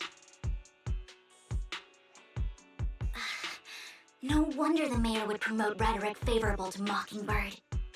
I can't believe I thought he was actually being sincere. Since we have the sacrifice core, all we have to do now is stop Dina from using innocent people to make more sacrifices. Yes, and we need to destroy the last batch of Landon's serum. Hopefully with no options left, Dina will give up her obsession. All right, that's the important stuff. I'm going to go and confirm where Landon's serum's been stashed. I'll contact you again once I have something.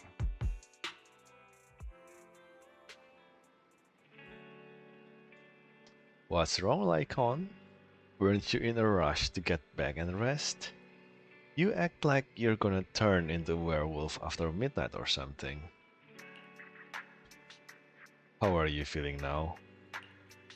Relax, I'm not kicking the bucket just yet. But you look a bit more run down than before. Just getting over something nasty, that is all.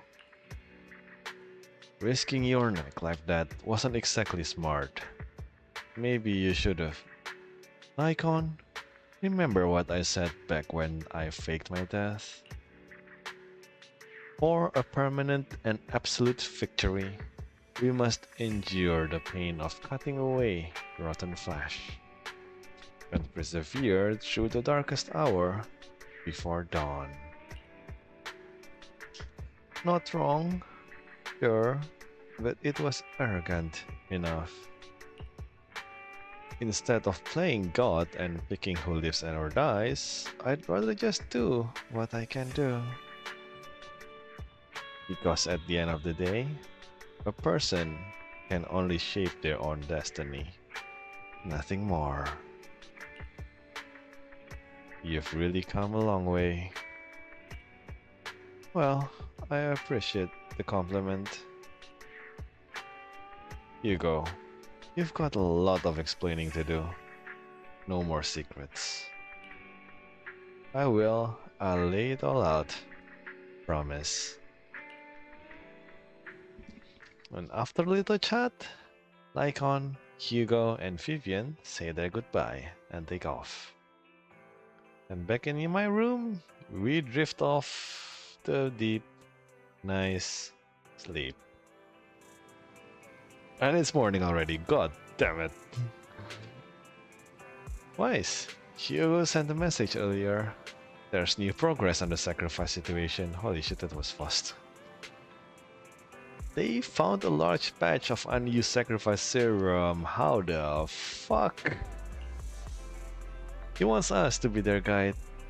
He, Vivian, and Lycon will be heading into the Hollow with us to destroy the serum. And I'll use the HDD system this time to head in with you. Oh. Wait. So both of us are coming in? Okay then. When you're ready, just give me a shout, Wise. Remember to bring Eos with you. Yeah, I'm ready. Let's go. I'm guessing this is the... Actually, let's go back for a second. Is this the last part? Yes, it is the last part. Exalt in the Hollow. Let's keep going then. Surprisingly, it's like a little bit over 2 hours. So I guess it really is 1 hour per chapter. Damn.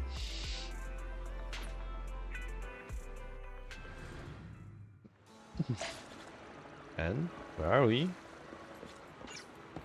Though I still don't know why would Wise want to come in to the Hollow. I really don't. Dear managers, you're here.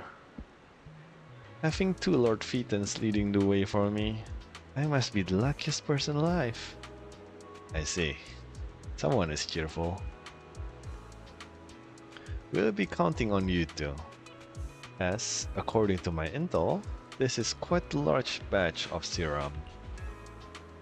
My guess is that Dina wouldn't put all the serum in one place, so we may need to split up. Just to be safe, we'll be counting on both of you to guide us. Once you're both ready, let's head into the Hollow. Let's go! The faster the better. Oh, we are playing with Vivian this time. And how do I play her Landon's again? stash should be somewhere nearby. I did some digging. Some of the missing workers were brought here too.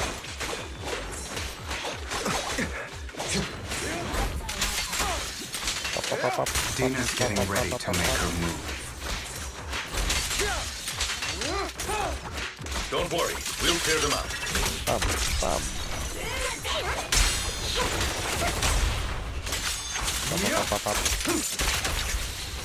Yuked. Oh my. Wait a second. I think I heard something just now. Nah, they just moved. They're trying to destroy the goods! Stop them!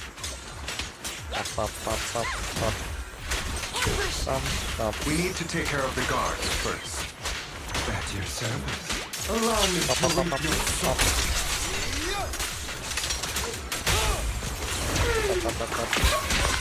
Some of the serum is stored in this warehouse. Yeah.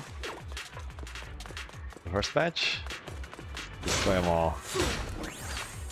You're not taking anything from here! Nobody's taking anything though. Hugo, get the guards first. Position. That's gonna be a kill, right? Fine, if you insist. Stay away from me. I really hated this maps when and then let's do this. You just stepped into your own grave! Pop. Bam.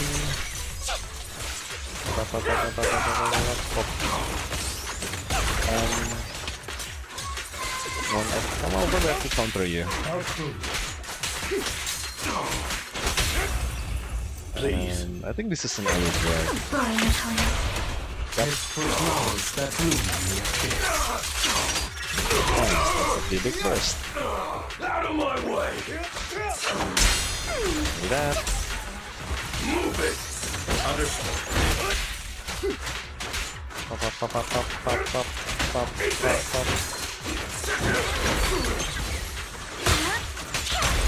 Truth is a beloved fairy tale. And then Don't look straight at me. Can't handle push them down. Spam. More of Landon's serum survives than expected. Fortunately, since they're still here, it means Dina hasn't executed the final step of her plan. There's likely a lot more stashed around here, and we have yet to locate the missing people. Our actions here won't go unnoticed. Perhaps they're making plans to deal with us on their side. With Landon and Dina's concoctions combined, she may be capable of creating a sacrifice that obeys her. If it comes to that, this will get far more troublesome. How about we split up? Hugo and Lycon will destroy what remains of the substance around here, and Vivian and I will go search elsewhere. I'm pretty sure the other way around would be better. I'm pretty sure Hugo is much better at gathering intel compared to Vivian. Very well. Let's go with your plan. But be careful if you encounter Dina and her people. According to Camille, she's absolutely obsessed with completing her father's dying wish. Who knows what she may try. Let's part ways here for now. And perhaps the other manager could use EOS to guide us. Sure. I've been feeling way better these past few days, so just leave it to me. It's only now that I realize how fortunate we are to have two... Yeah, but I feel like our work's doubled. In the past, Wise and I would only ever work on the same route. Greater power means more responsibility. And in any case, I'm sure the mayor would be able to provide double compensation. He's a very generous person, after all. Right, Lycom? Getting scammed. I will request additional compensation from the mayor. It's not about compensation. It's just... I'm still not used to us being separated in the Hollow, so I'm worried about Wise's safety. Indeed. Oh, but I have no doubt in your abilities. I just haven't gotten used to it yet. As they talk, Vivian stands behind them and suddenly sheds tears as she gazes at one of them. She turns and quickly approaches the area where Landon's serum is stored. Vivian recalls the tears she shed when looking at Phaeton and the destiny she saw then. This is the future I saw. I still can't with that. I mean, this is Vivian, and I guess this is Wise, but what's up with these things? Lord Phaeton. Vivian closes her eyes as if making a decision, then grabs a vial of Landon's serum. I don't like where this is going. Vivian, don't do anything stupid, okay? Repeat after me. I will not do anything stupid. Vivian. If a tragedy is inevitable, then let the misfortune fall upon me. Again, Vivian, repeat after me. I will not do anything stupid. I'm sorry. This time, I will make sure the future I saw does not come to pass. I don't want to bring you misfortune. That's all I wish for.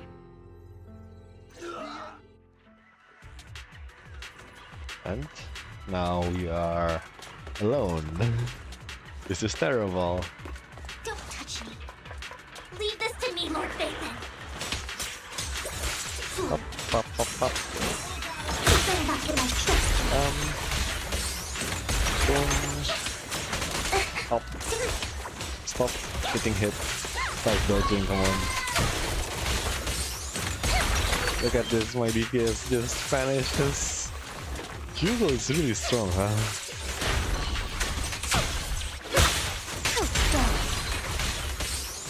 Boom, there you go. Anything here? No? Lord Phaeton, there might be more serum here.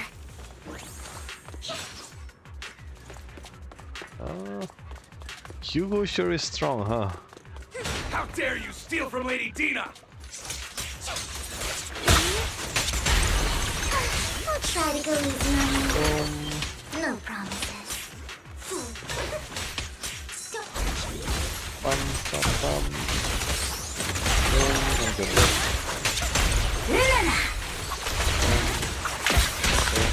And then you come again.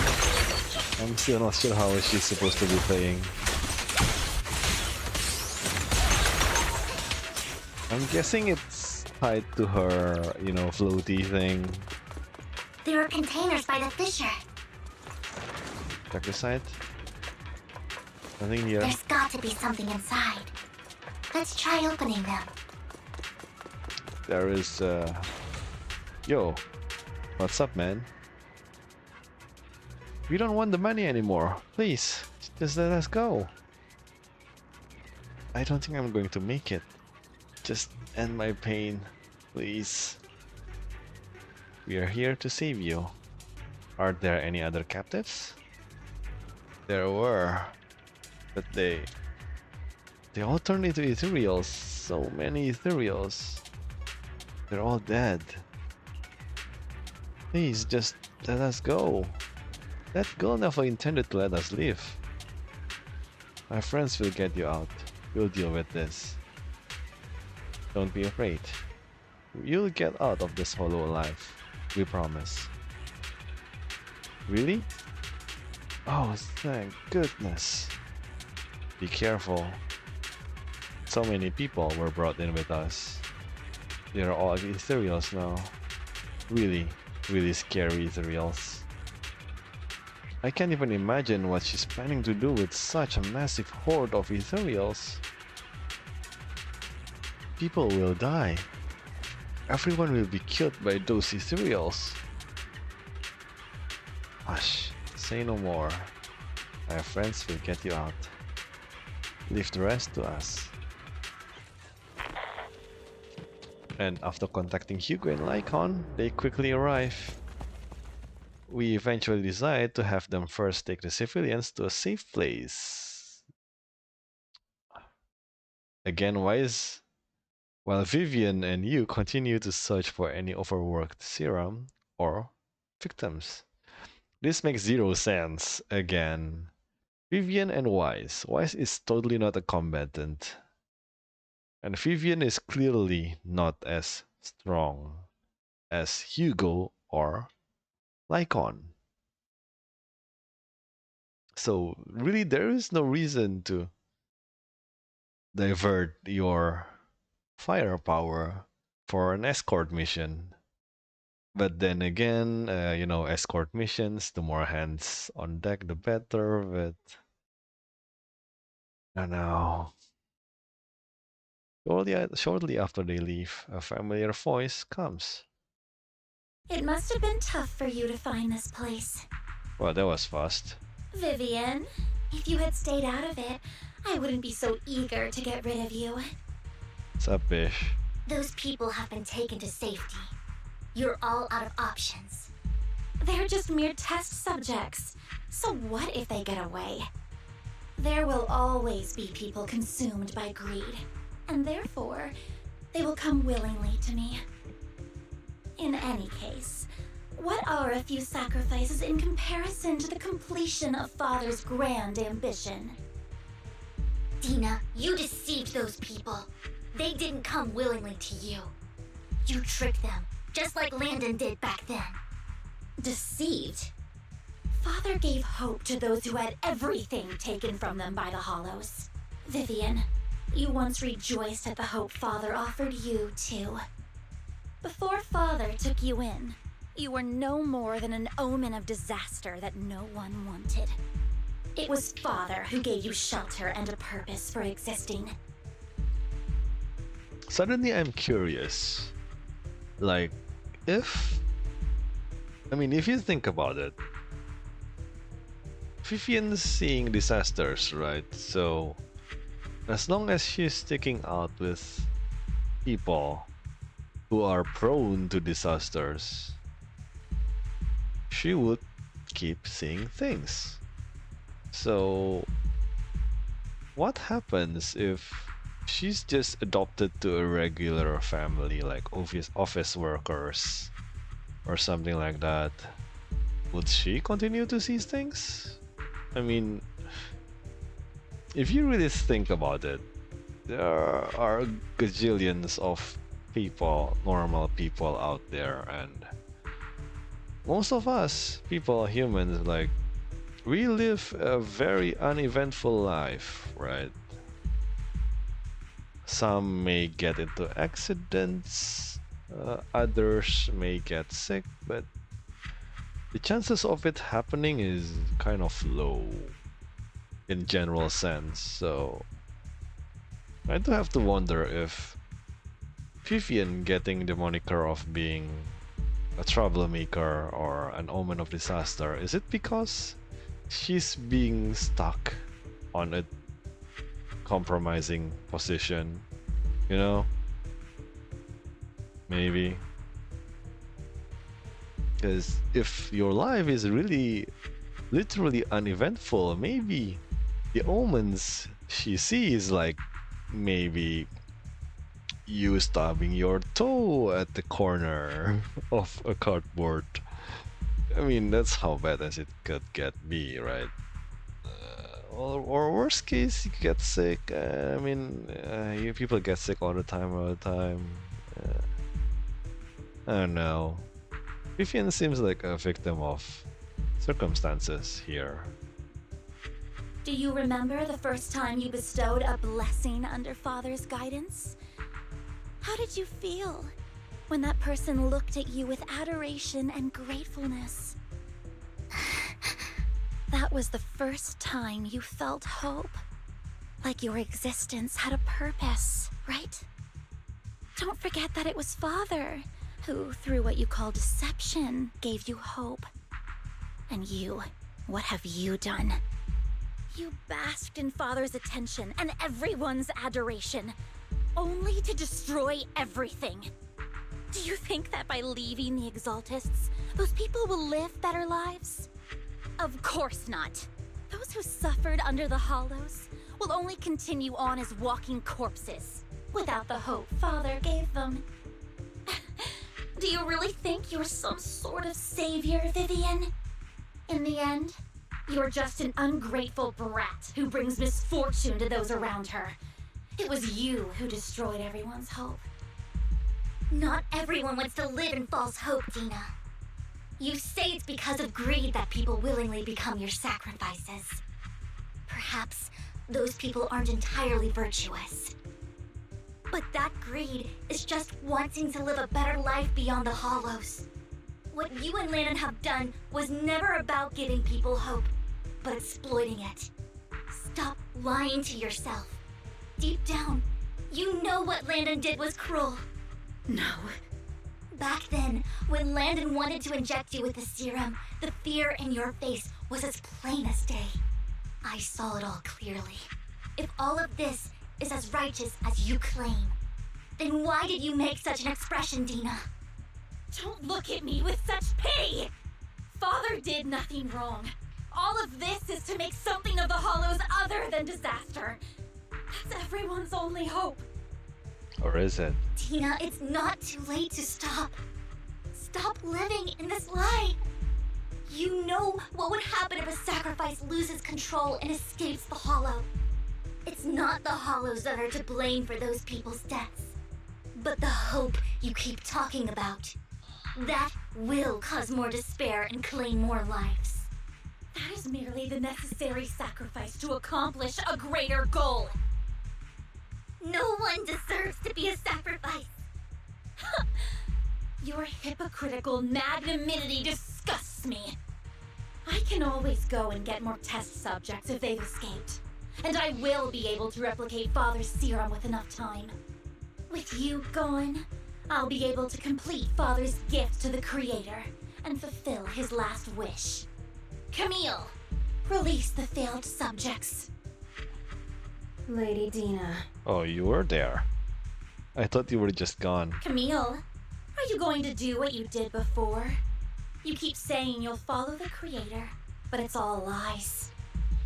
Well, the person she's following is the creator, not you. Lady Dina, the Hollows took my family from me. I understand that there's no way to get back what I've lost. It was Lord Landon who told me that the Creator would guide me. One day, Hollows will no longer be disasters. Everyone will be able to survive inside them. I look forward to the day when this hope becomes reality. I watched you grow up, and I know that you've always looked up to your father. He gives you hope, and I destroyed that hope with my own hands. I know the pain of loss, so I've always felt guilty. I want to atone for the hope I destroyed. But Dina, I don't want to ruin more lives. And I don't want to continue watching you destroy yourself. Vivian is right. Not everyone wants to live in false hope. So, please, stop. Camille, are you abandoning me too? I'm not abandoning you. I just don't want to see you go past the point of no return. The point of no return? I passed that point ages ago. Yep, just as Hugo puts it. She's way beyond saving. No, Dina. You can still turn back. I'll be your way back. Where are you going, Camille? I made a deal with Hugo and the mayor. If someone needs to take the fall for this, let it be me. I did it. All of it. I've been forcing Landon's only daughter, Dina, to research how to create sacrifices. I colluded with the Ravenlock family for my own gain. Everything Dina did was under duress. Since I've kept her captive for so long, she doesn't have the skills to survive as an independent member of society. She'll need a caretaker and teacher.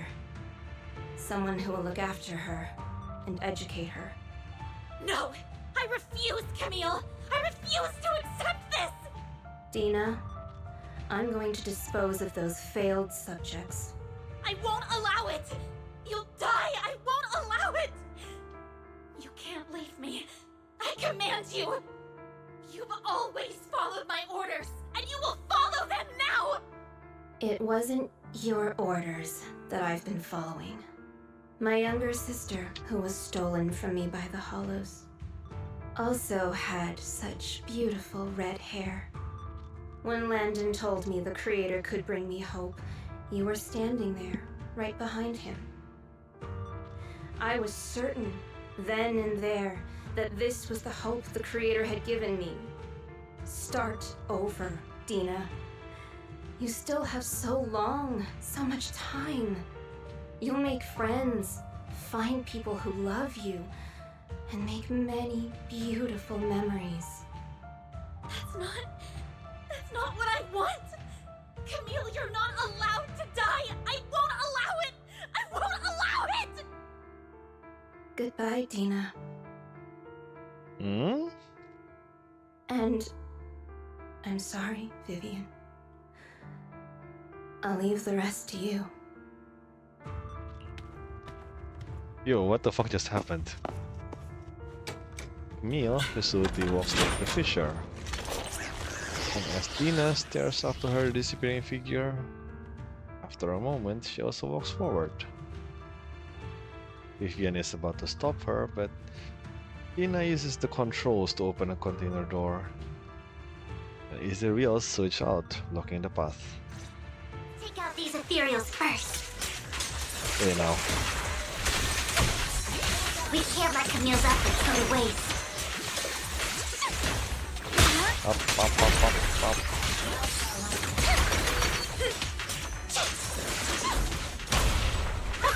Let's look 'em.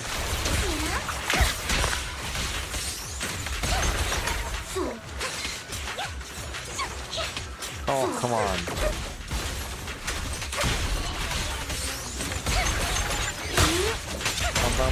Look at one more. Let's look 'em again. Boom. Bitch. The thing just ran away. Let's go after Dina, Lord Mason.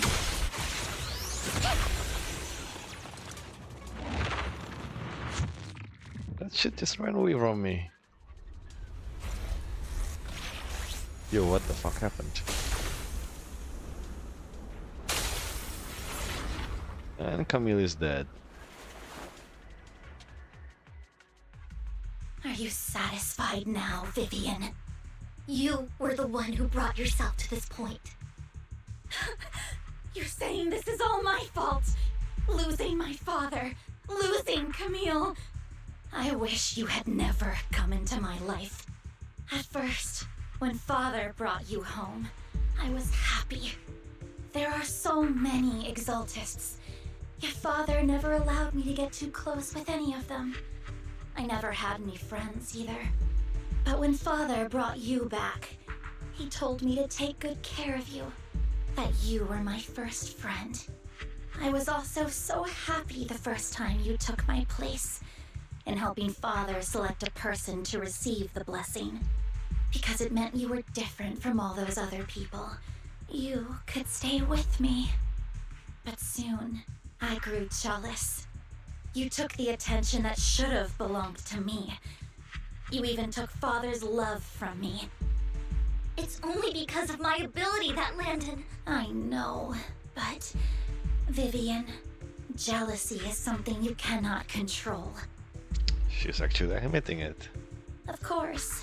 The same goes for fear and hatred. I was terrified that one day you would look at me and shed tears. I knew if that day ever came, Father would not hesitate to force the blessing upon me.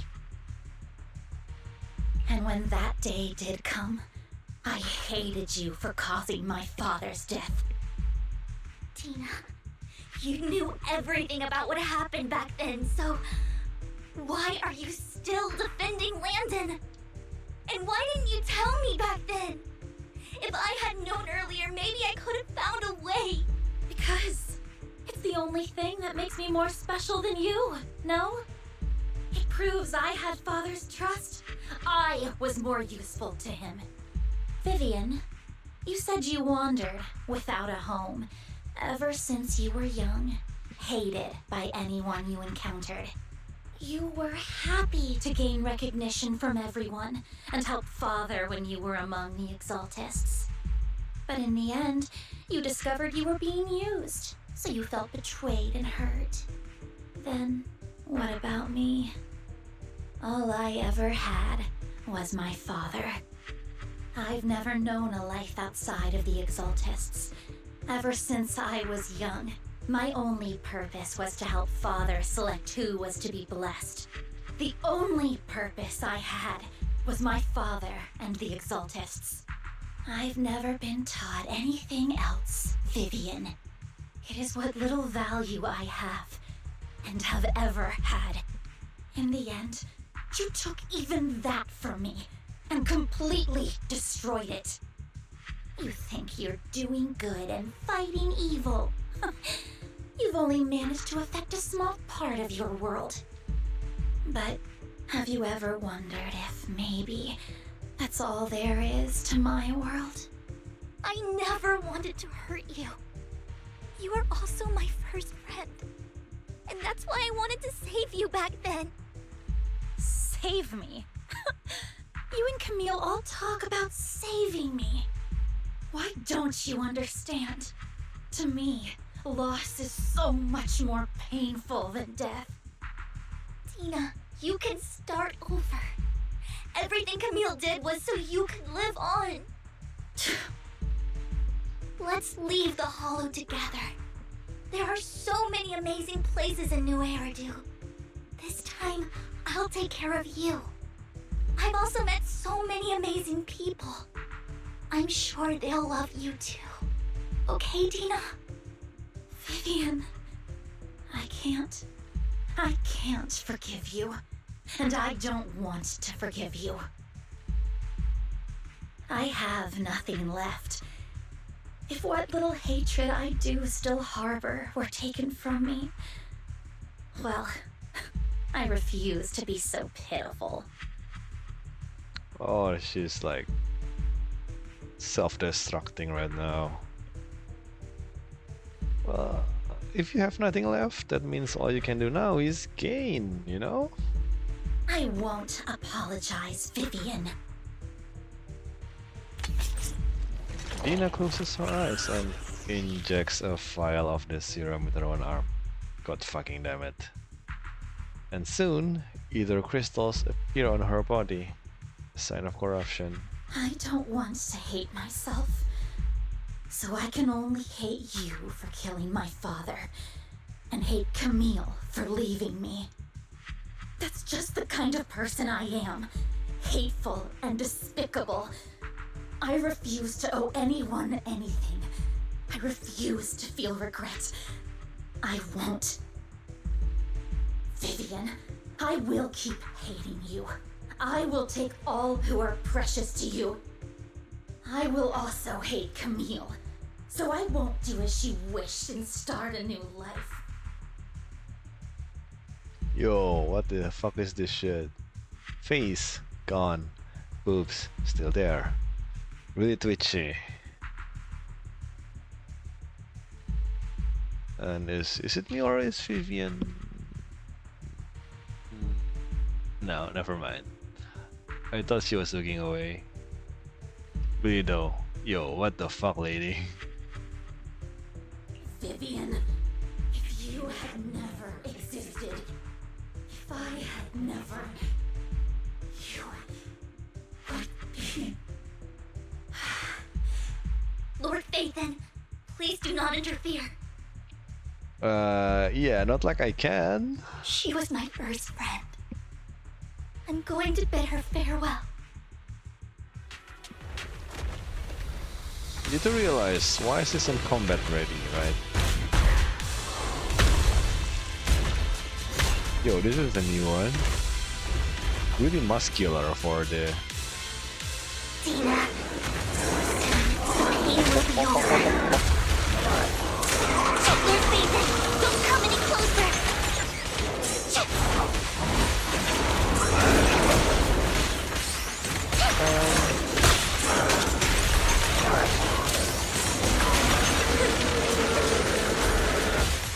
Counter that too.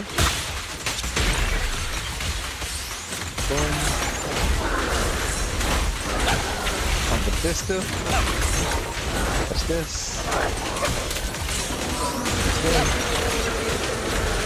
This too. What's that too? What's this too? Man, I'm dodging a lot of shit. Boom. Keep punching. Like that. This too. This too. This. Touch that. Touch that too. What's this? And let's keep on dodging. Then that's this. That's this. Ouch. Then the next.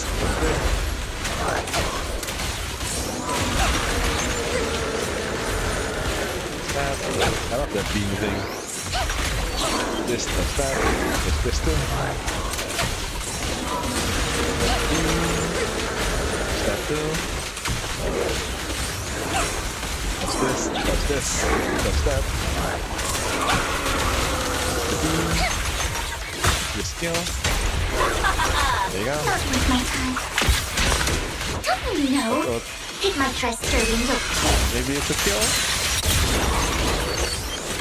Never mind, it's not a kill. It's gonna be second phase.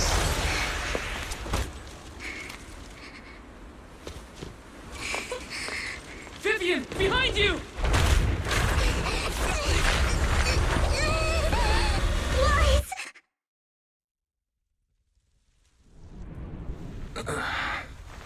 What happened? What the?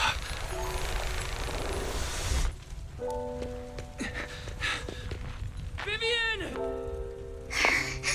Lies. Don't come near me. This is my own choice.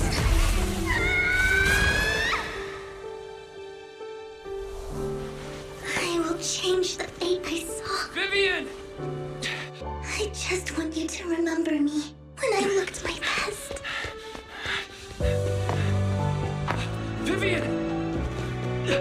Careful. Vivian, your body. I'm sorry you had to see me like this, but I don't want to be the one that only brings misfortune anymore. No. There's got to be another way. It's so warm, and the night is beautiful.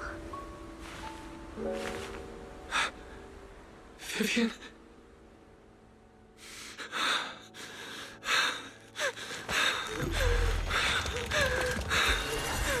No! It can't end like this!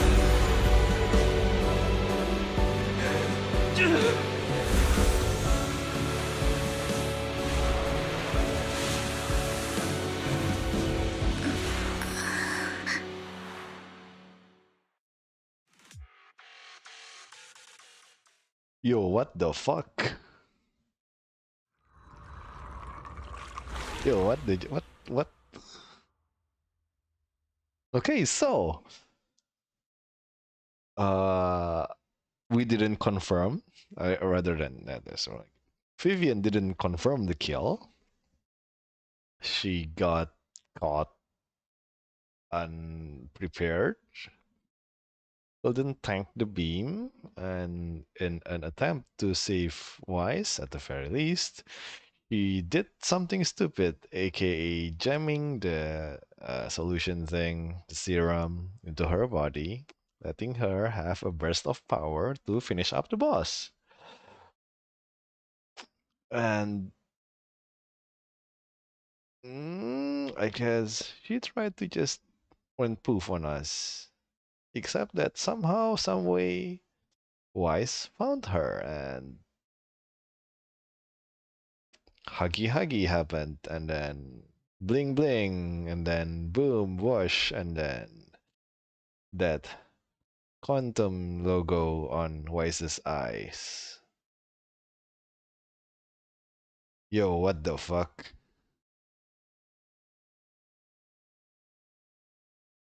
Yeah. It feels as if you had a long dream where you saw your teacher again with her familiar smile. But soon, the environment and your teacher both dissolve in the water, like behind a misty curtain, blurring, then vanishing. Wise! Wise! Wise, you're finally awake! I'm at the store? I remember I was with Vivian. Wait, she injected herself with Landon's serum. Is she okay? Hugo and Lycon brought you out of the hollow. You scared me to death. Thank goodness you woke up. And you said Vivian used the serum on herself? But she looked fine to me, bar a couple of scratches. Hugo sent me a message earlier saying he got her checked over and she was alright.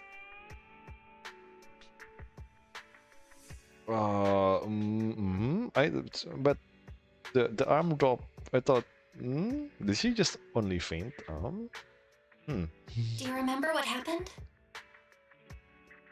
Flashbacks. The situation was dire, so Vivian used the serum on herself to defeat the ethereals. I saw the crystallization process starting to occur. I can't describe exactly what happened. I saw something blurry, but I just wanted to stop Vivian's corruption process. I don't know exactly what I did, but then I lost consciousness. What happened after that? When I let Hugo and Lycon there, it was just you and Vivian lying there on the ground. We couldn't wake either of you. I wonder if Hugo would be a doting brother. Because, you know, the way they, Wise and Vivian is, you know, positioned, they're kind of, you know. Let's put that aside for now. Do you feel any discomfort, Wise? I'm a bit dizzy, but otherwise, I'm fine. Don't worry. Phew, that's good. You should rest for tonight. Hugo and Vivian said they'll come over tomorrow, so we can discuss the details then. Tomorrow it is. Okay. Sorry for worrying you, Belle. Good night. Wise sounded really exhausted there. Like, instead of good night, it's just good night. Really short enough. This time, there are no strange sounds or sights in your dream, and you sleep peacefully throughout the night. And shortly after we wake, Vivian, Hugo, and Lycon arrive at the video store. Man, we're really busy. Lord Phaethon! How are you feeling? No headaches? Leg pains? Heart palpitations? Loss of appetite? Vivian? I was just so worried. Sorry. We should be worried about you. Anyway, Lord Phaethon, I'm so glad you're okay. What happened this time was all my fault. Things were dire, and you did what you had to. Plus, if it weren't for you, we wouldn't be here now. So what happened? Wai said he saw the crystallization process start, but I didn't see anything through EOS. Hugo? Lycon? Did either of you guys see it? Allow me to explain. Miss Vivian told us what happened after she awoke, and the mayor arranged a full medical checkup for her. Based on the results, Miss Vivian indeed shows mild corruption sequelae. But if the crystallization process had already started, the lingering effects should be far more severe. To be precise, if the process had already reached the point of mass surface crystallization, it should have taken no time at all to become an ethereal. So, the mayor theorizes that it was the etheric energy within Master Proxy's body that affected Vivian's condition and the surrounding etheric particles, causing Vivian's corruption to recede. Excuse me, what? The etheric energy within Master Proxy's body that affected Vivian's condition and the surrounding etheric particles. But, so what you're saying is that Wise's ether energy is allowing us to recede corruption or ether energy levels in a person or something like that. Okay, you know what? Fuck that shit. Essentially, corruption is a reaction between the etheric particles inside the body and in the surrounding environment. Therefore, it's not necessarily irreversible, just that currently our mainstream method of defense is prevention. I'm having a hard time believing that, even if it's coming from you, Lycon. It's almost like you're claiming I can manipulate etheric energy. Master Proxy, you are special. This is a gift your teacher left you. A gift from our teacher? How come I never knew about it? I don't know all the details, so I cannot explain everything to you. My apologies. Yes. Information dump and then just escapes. God damn it, Lycon. However, Miss Yishen might be able to answer some of your questions. Who? She will visit you sometime soon, so please feel free to ask her any questions you may have. Miss who? She has quite an eccentric personality. If she causes you any inconvenience... Can I file a complaint about her with you if she does? Master Proxy, you have always been a people person, so I trust you will handle things just fine. Uh-huh. So, well, I get the stories? The way you said that just makes me more worried. In any case, the mayor has asked me to give everyone his most sincere gratitude. Unfortunately, the mayor could not come personally, but has promised everyone a favor. Provided it's within his means, he will offer his unconditional assistance once. There is no time limit on this favor. Ooh. Unconditional, What if I wanted his position as mayor?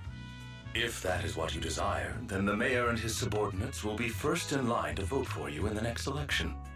As for the other votes, you'll have to work for them on your own. But should you assume office, I hope you take full responsibility for handling all day-to-day matters and lead by example. Bullshit. Hugo can't do that. By sheer happenstance, the mayor has provided you with a copy of his current assignment, the City Waste Sorting and Processing proposal. Old fox.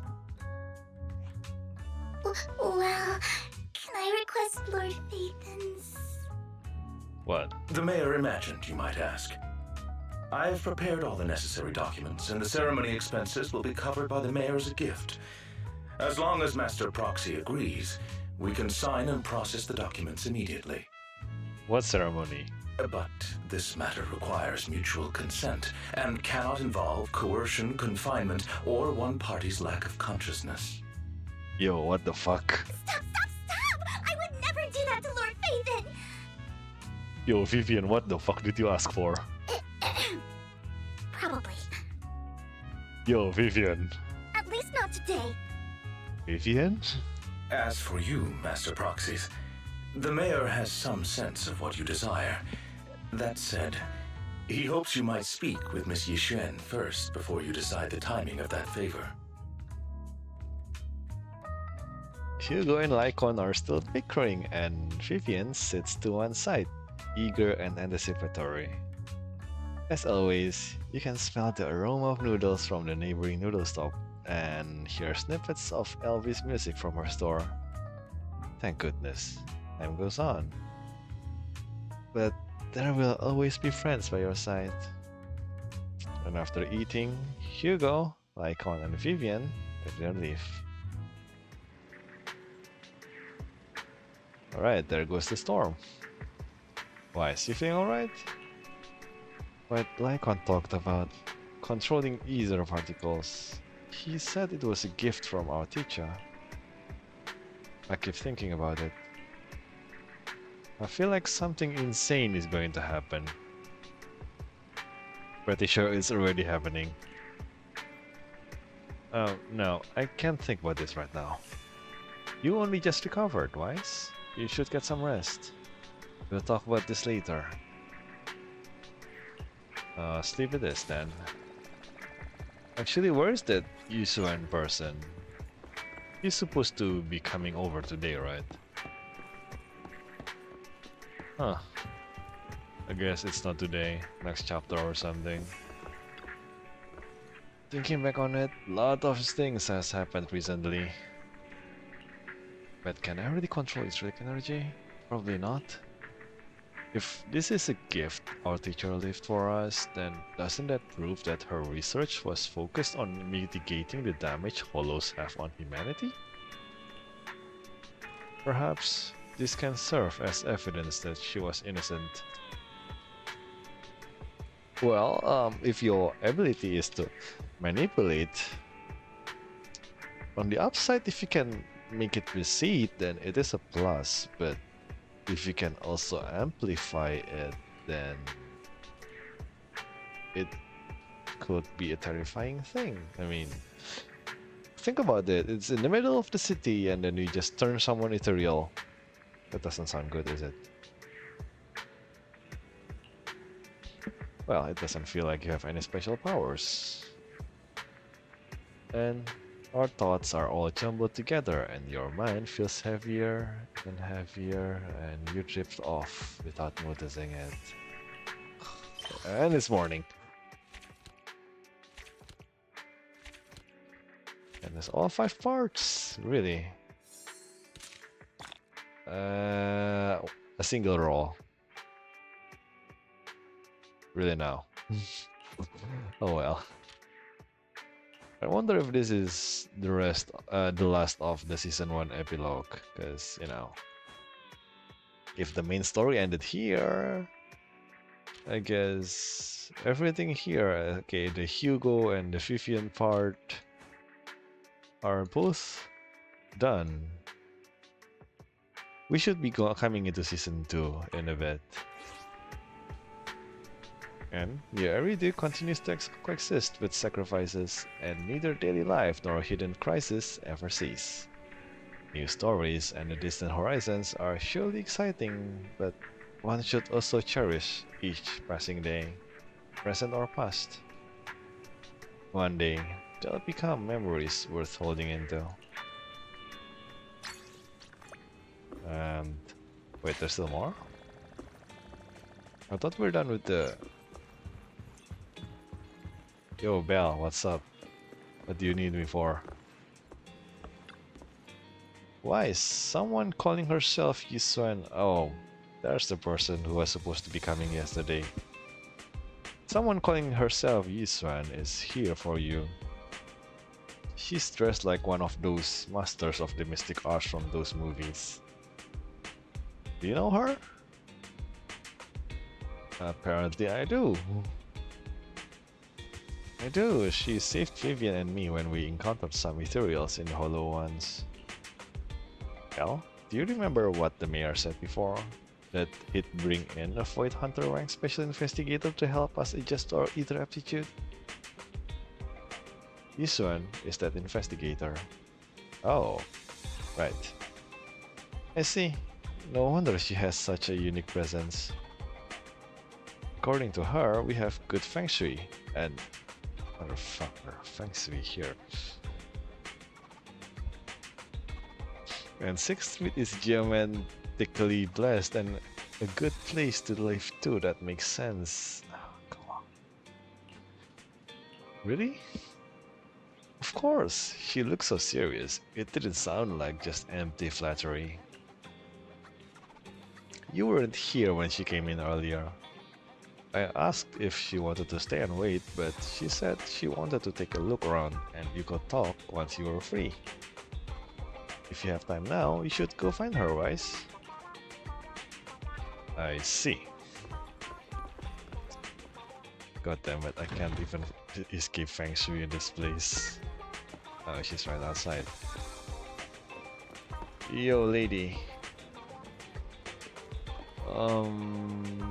Yeah, yo, lady.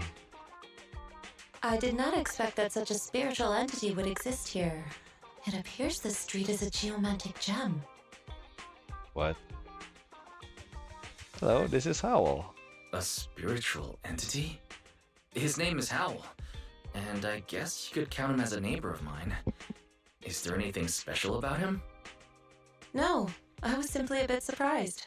It's rare to find such an intelligent individual of this breed. Even huskies can be really smart, like Howl. You're right. Yet, being overly intelligent comes at a price.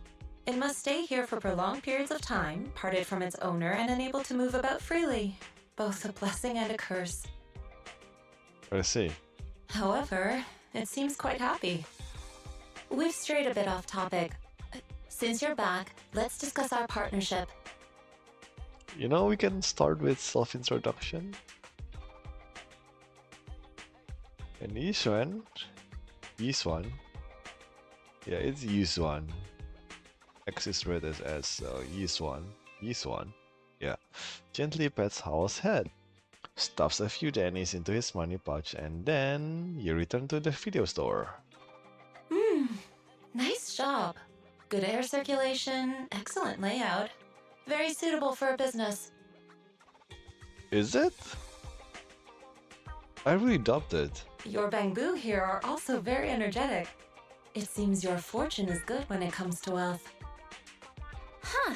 You even know feng shui? I'm happy to hear that. But who exactly are you? I suppose this is our first official meeting since parting ways in the Hollow. Now that both of you are present, allow me to reintroduce myself. My name is Yishuan, a mystic from Yunquei Summit. Excuse me, what? Mystic. Summit. Really now. See? Even Wise is as confused as I am. Mystic? Like those people in movies who can tell your fortune and go around blessing people?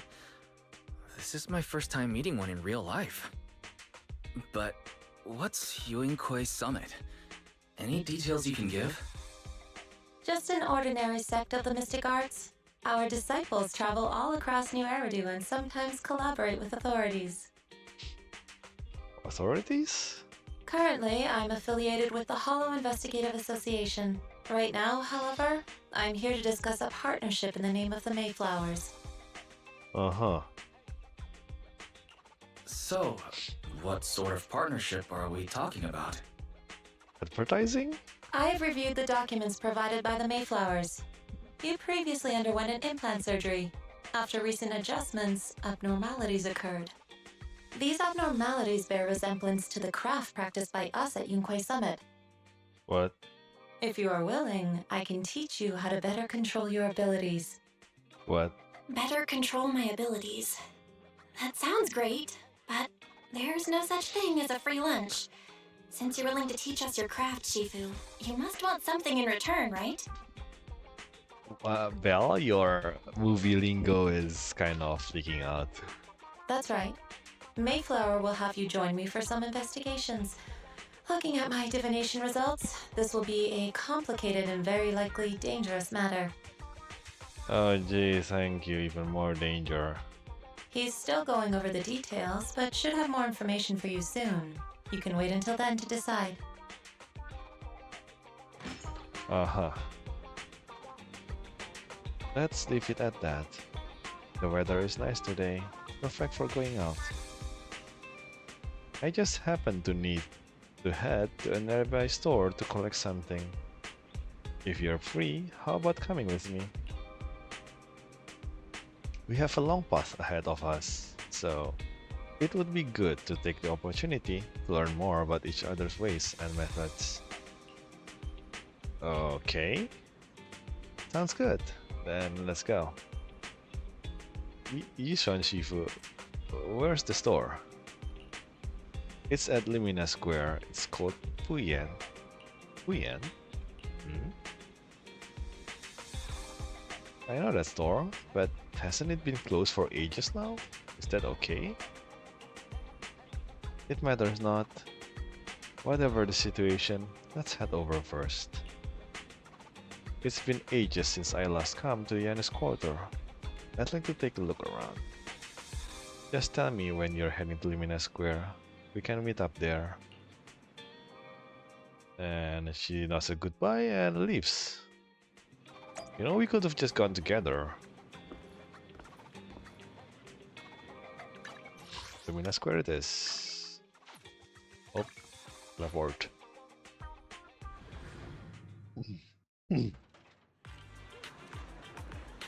Up there's the lady. What the heck?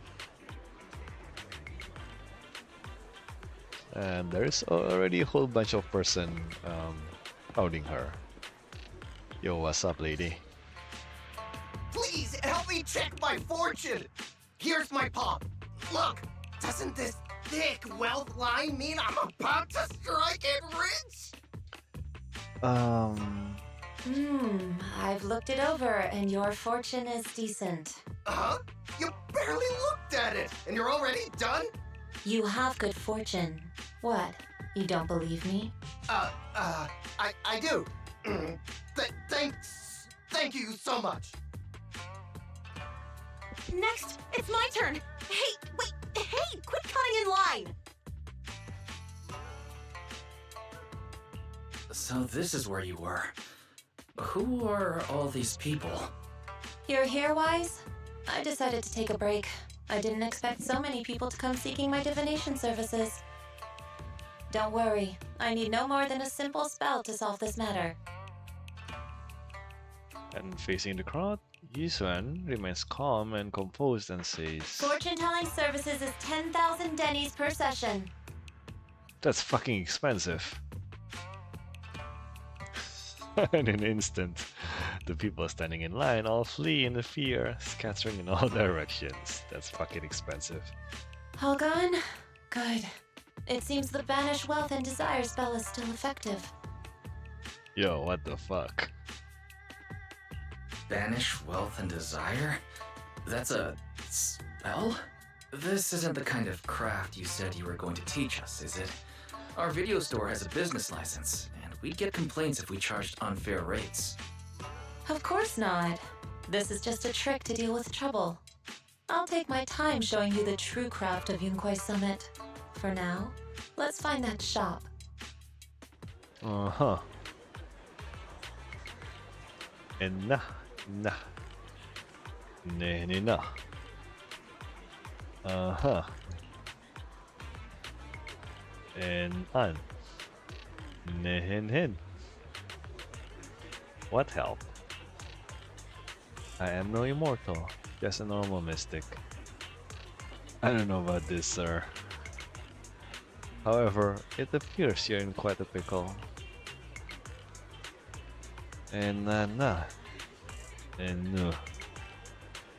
Huh? And ne. Oh, that's really oof. And no. Nah. And un. Let's get into the reverse story, yeah? And ne. Uh-huh. Ne, nah. And ne. Yo, what the fuck? Can Bang Boost even wield mystic arts? And nah.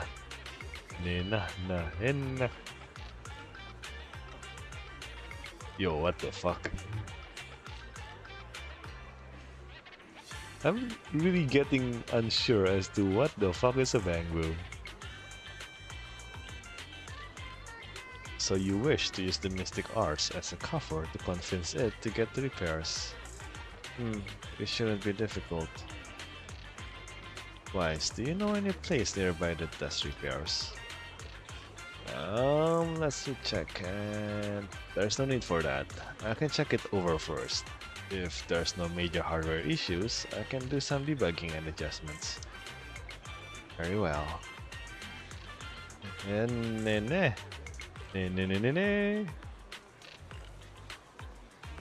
Oh man, this guy talks a lot.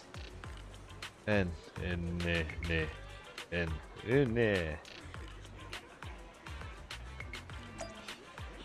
This guy talks a lot, like really a lot. Oh, is that?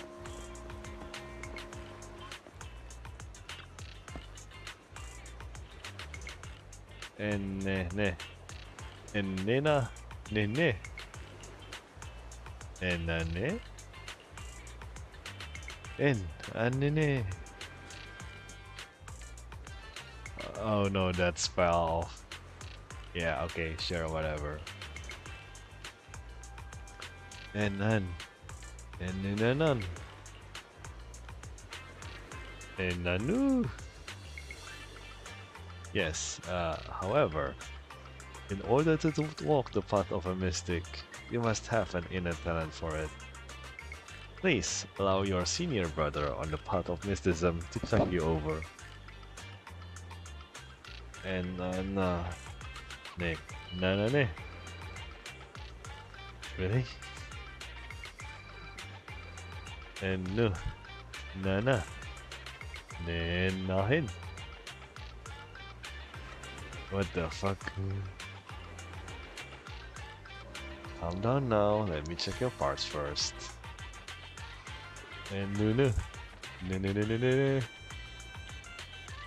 And we carefully check the Bang Boo CC's parts. Its network module is a little bashed up, but the damage is minor, so let's fix it up. AKA this. Yes. The blue one is to go on top. So... well, this should be good. This is... arguably... this should be good, yeah. There you go.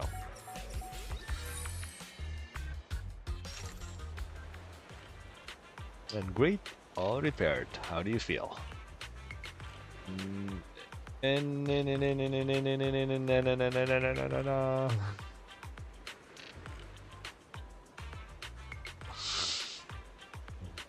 no. Your enlightenment is internet access. And nanu. And none. Congrats, you are now connected to the internet. And nene. Na. It's a bit early for that. You have natural talent, but you must hone your state of mind. Once you've matured a little more, you may come to seek mentorship. I do not know much of Bang Boo affairs, but I can teach you an incantation. The spell of calming. When you feel agitated and wish to fight those other Wangbu, you can recite this incantation under your breath. Their brains are made of defective parts. Thus, you can avoid conflict and disaster. Yo, what the fuck? And none. And na. Ne ne ne. The bamboo contemplates this for a while, its gaze showing brighter. Yo, what the fuck? Seriously. And na.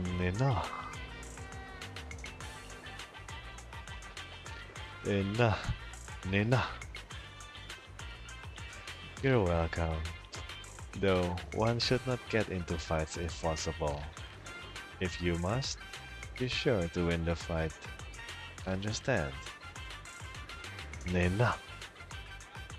Nana. Since you're all are alright now, it's time for us to take our leave. Wise, let's head to that store.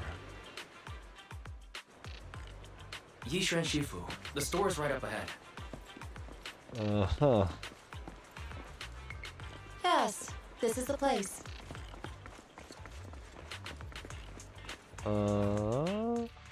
Ah, this is the one. It's closed though. Seems it's closed. Another wasted trip. Not necessarily. 1 second, please. Is she just gonna open... Is she the owner of the place? This one walks up the door, gently knocks 3 times in rhythm, and then slips a note through the door. A moment later, someone calls and cracks open the door, passing something to Yisuan. There's actually someone inside? Huh? Is there someone inside? Relax. The boss prefers to do business with people they know. They like their peace and quiet, so they rarely open for customers. I'm an old acquaintance and just wanted to retrieve something. Truly a strange business. What a strange private business. Shifu, what exactly are you retrieving?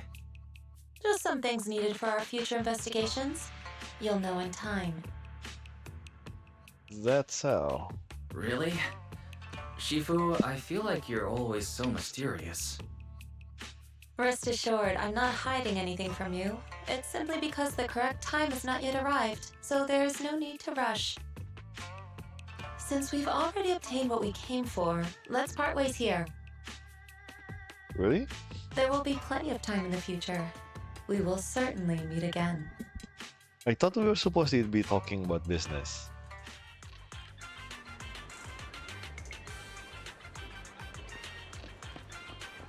That was weird. Like, weird. So much for business. Yo, Bell, what the fuck was that? Wise, you're back. Did everything go okay? It went well, I guess. It's just that this one deals with things in a rather unique way. Maybe that's just how a mystic does things. I see. Wise, do you think that what Yisuan claimed is real? Learning mystic arts and whatnot. It sounds like it comes straight out of a movie. It probably did. Are we going to be like those movie protags who use talismans to defeat ethereals and magic arrays to suppress hollows? Yeah, no. It definitely won't be as exaggerated as the movie, but I don't think Yisuan is lying. He really did display a mystical powers back in the hollow. I see. Well, I trust your judgment. Plus, the mayor must have his reasons for choosing her to teach us. Yisuan said that the mayor would have us help her on some investigation. I wonder what it is. Either way, we'll find out soon. There's no rush. Wise, you've been so busy recently. You should take this time to rest and have a break. Yeah. And a break it is. An actual break. We are done with this. Hello, Rain. We are done with the story. It seems.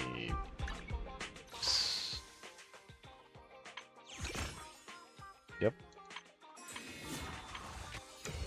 We are done with the story update. 24 days left on this thing.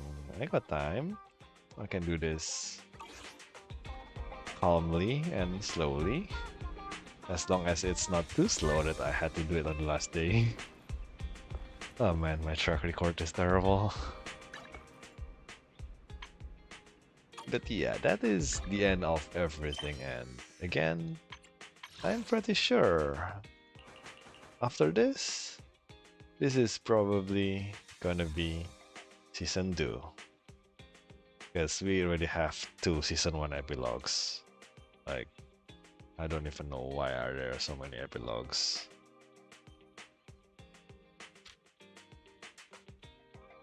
I guess it's part B. But yeah, that's the end of season 1, and I guess we will be adventuring with Yiswan next time, which is probably next month-ish, right? Where was it? It was here, right? Yeah, I'm guessing it will be coming somewhere after it here, so we still have 3 weeks, or maybe 4, I guess, or more, depending on how things goes. Since it's the end of the story update, I guess I have to kind of review what the fuck just happened.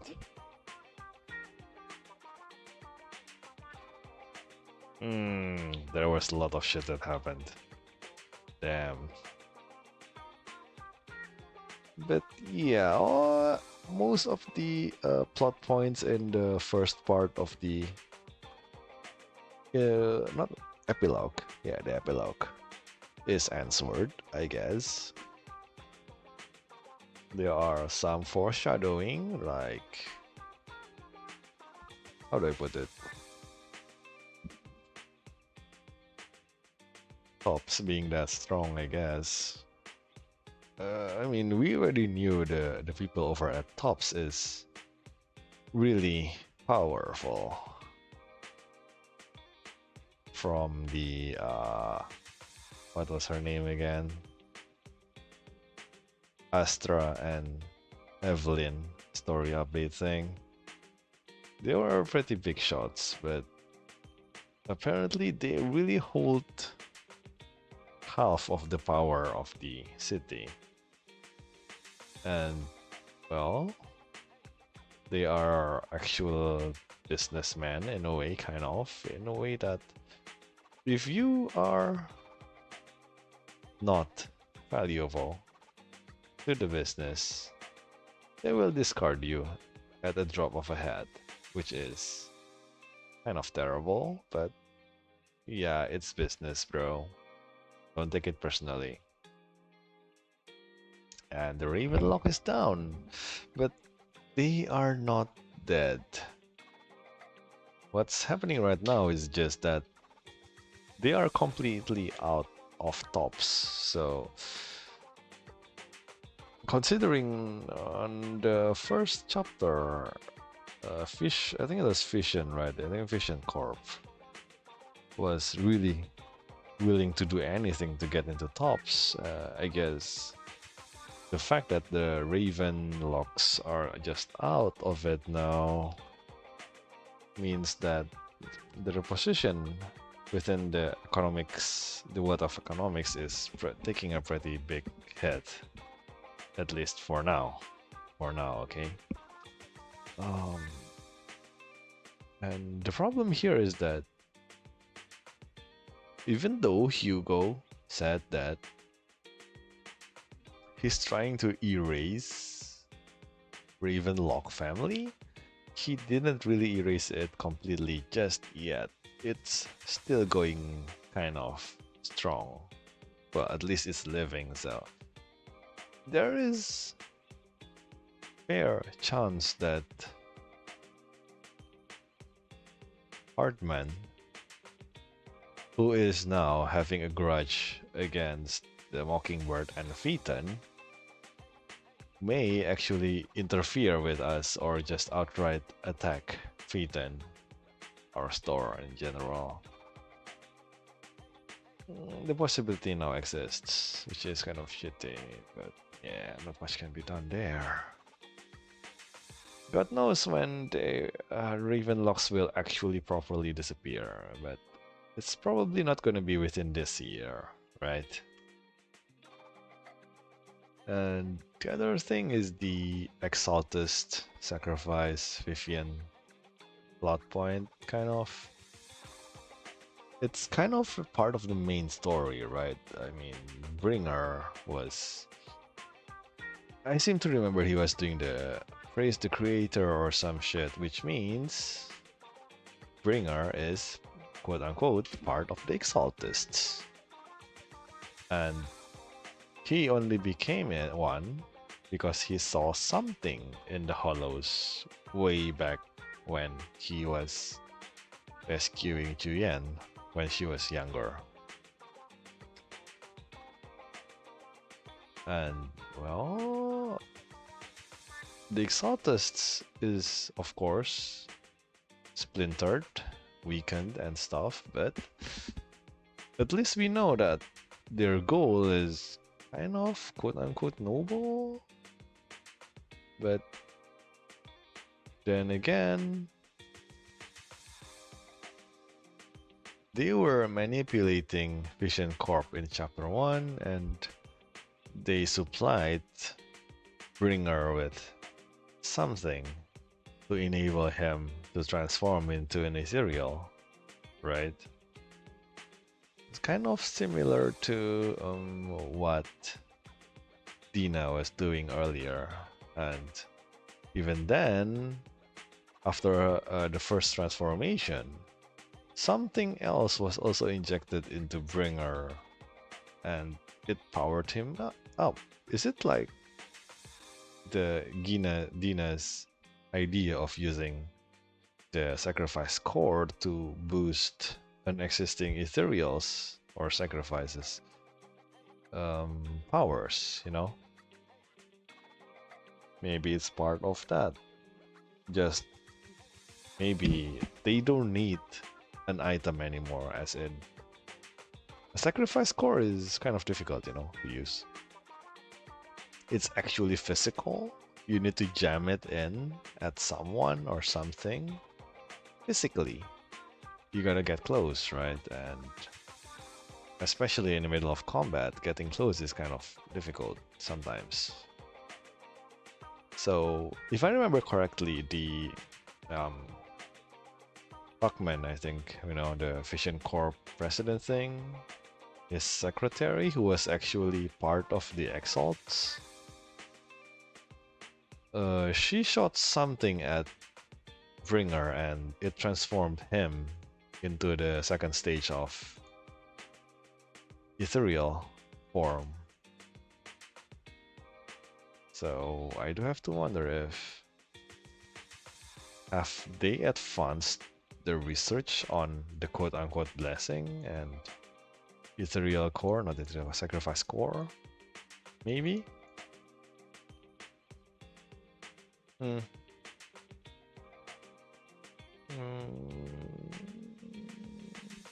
Well, who knows?